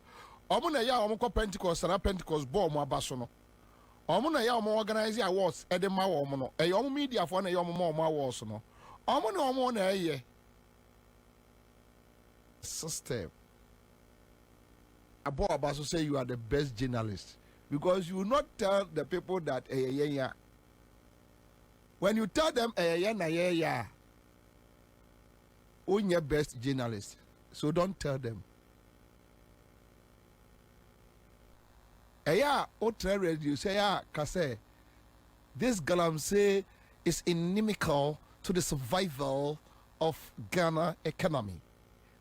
Journalist yadi. Say okase Ekufuado eni na busuafo na etu galamsey no a oye journalist banza. But they know. Yes, they know. It's with them. They know. They know. They know the people who are doing it. They know. They meet and share the booty. So daytime, yesu obi awo ewo galamsey area. Ne 9-5. Kolani 9-5. Bobo say, ebi 6, ebi 7, ebi 3. Oh, yo, that's amazing, yo. Ura dem anu asosidi motwia. Ebedi dim ho saa.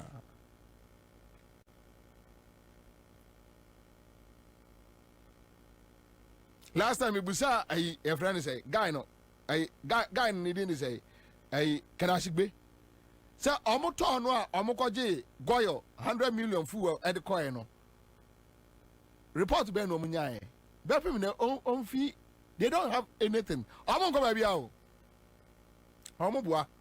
Omo fa mic, microphone on the cell phone to no. There be a bit of omo kam. Obekwa ko winsa wo ebia a friend say gomwa.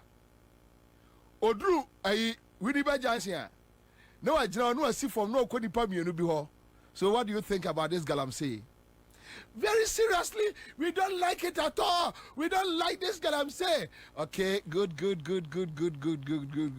Accra FM, City FM, Joy FM reporting. No, they are sharing bargain.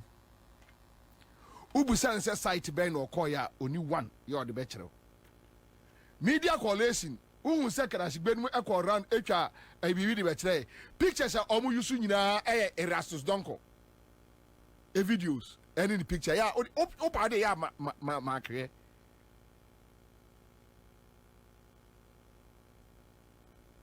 Almost J funds, our organizations, what you do. Kwajo of Kroma Bekache so much at 10 million Ghana cedis for media engagement near the day. Omuche di. Still we are here. Kwajo upon Kroma way. Yanina multimedia joy no so your elder. Anajo. Ya kwa club anu adi e chiko obusa anu adi nitresi form. Kwajo upon Kroma Jimmy way. Almost sorry, no more satire pimping. No Bible so much to mu.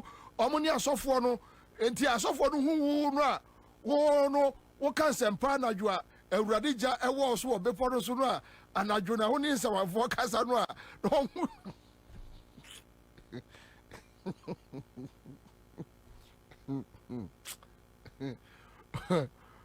wo no kan sempa anadwo no a awurade egya ehye wanum a ewo so no.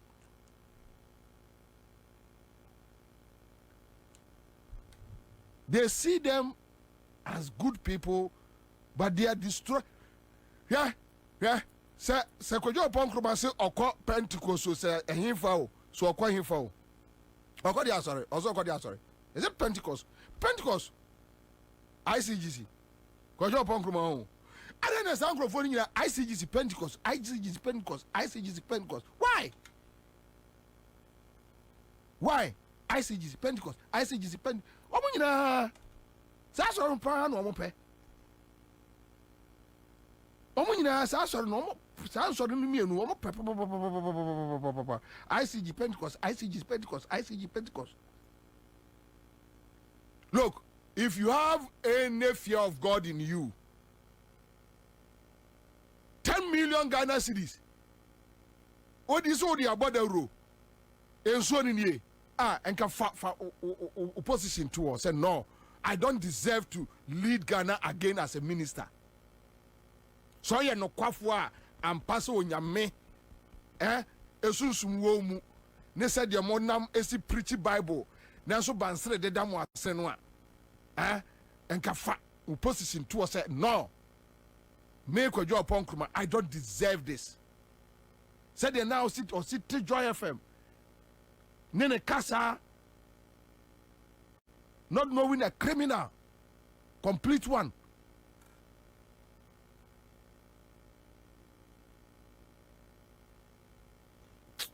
So I'm we na GH no mafa we no twaso.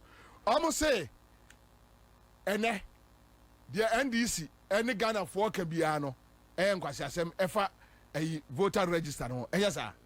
Pacho 2016. 2015, Yenkotie Akufuado, ni views on the fraud voter register. Say now, almost saying Crawford at the violence eba.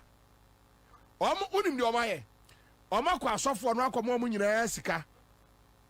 Edru kwasi adana wu preacher ya kase. Mpese omo the violence eba. Ewo eye about to we mu no. Nyame mpene wo mo da. Mu complain no. Omo kasa dodo. The violence eba. Kwame, Tiedi Akufuado ekatre ye 2015. The state of Ghana, because he and his wife Rebecca think say we have a fraud voter register that will not allow them to come and steal this country. Inti Ghana ebesi. That is Akufuado. That the democracy is under threat. Yango te Akufuado. When me tear 1111. Yango te Akufuado. But it is also that option of being able to change which some of us fear is being threatened. No one should take democracy for granted. Democracy must be protected at all times, and right now it is under threat in Ghana. The biggest threat facing Ghana's democracy is our fraudulent voter record. But it is also that option of being able to change which some of us fear is being threatened. No one should take democracy for granted. Democracy must be protected at all times, and right now it is under threat in Ghana. The biggest threat facing Ghana's democracy is our fraudulent voter register. It contains millions of extra names. The register is bloated. It is estimated that upwards of 2 million of the registered voters are bogus. It is packed with ineligible underage voters and foreign and fake identities. If we're calling ourselves a democracy, this is unacceptable. This is a real problem, the kind that cannot be brushed under the carpet, as it provides the vehicle for manipulation and fraud. In 2012, we compiled a new register. The Electoral Commission captured allegedly some 13 million people. It set about to clean it up and came up with a figure of 14 million later. Ghana has a median age of 20, yet we have over 55% of the population registered to vote. This is by far the highest in the whole of Africa and its young population, though numbers simply do not add up. We have presented evidence of tens of thousands of cross-border registrations of non-nationals on the register to the Electoral Commission.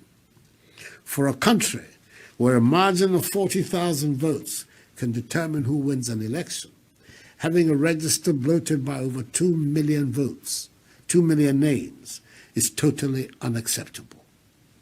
3 out of the 5 main political parties have called for a new register. Our 2 living former heads of state, both President Jerry John Rawlings and President John Agyekum Kufuor, several important civil society organizations, religious leaders such as imams, the Christian Council, the Catholic Bishops' Conference, and others have also spoken out in favor of a changed register. On September 16th, a civil society organization, Let My Vote Count, took to the streets in demonstration for a new credible register. Much to everyone's shock, the peaceful demonstration turned bloody when police brutalized the unarmed demonstrators. This type of violence is a troubling occurrence in Ghana. Ghana has worked incredibly hard to preserve her democratic character. One administration shouldn't be allowed to undermine it. And at times, this requires putting the good of the country above partisan interests. In 2012, as you may recall, Ghana was on the knife's edge as a result of the Supreme Court ruling 5-4, rejecting the opposition challenge of the presidential election result. As the leader of the opposition, I decided that the interest of peace and stability required that my supporters and I accept the disputed verdict to prevent any possible turmoil. The hope is that the global community takes notice and urges change before the election, rather than looking back at the 2016 election, shaking their heads saying, "How did this happen?" We are telling you exactly how it's going to happen. All the pieces are in place for a rigged election. As Africans, we've witnessed election-related violence tear countries apart. We know what... You see, this man in 2015 threatening everybody, threatening the survival of Ghana. That's a new voters register. A day will come, we will ask ourselves, how did we get here? This is the man. This is MPP for you. Nana say problem na name to so be Ghana no. There or say extra names be abewrem voter register. Yes sir. Or say foreign and fake identities. Yes sir. Or say cross-border registrations echo so. Yes sir. also provide evidence. And yes, Kwame, Assemble NDC for worker. Assemble and NDC for worker, and you been a Kufuado Ekai. Tell me. So based on a Kufuado threats way, and a electoral commission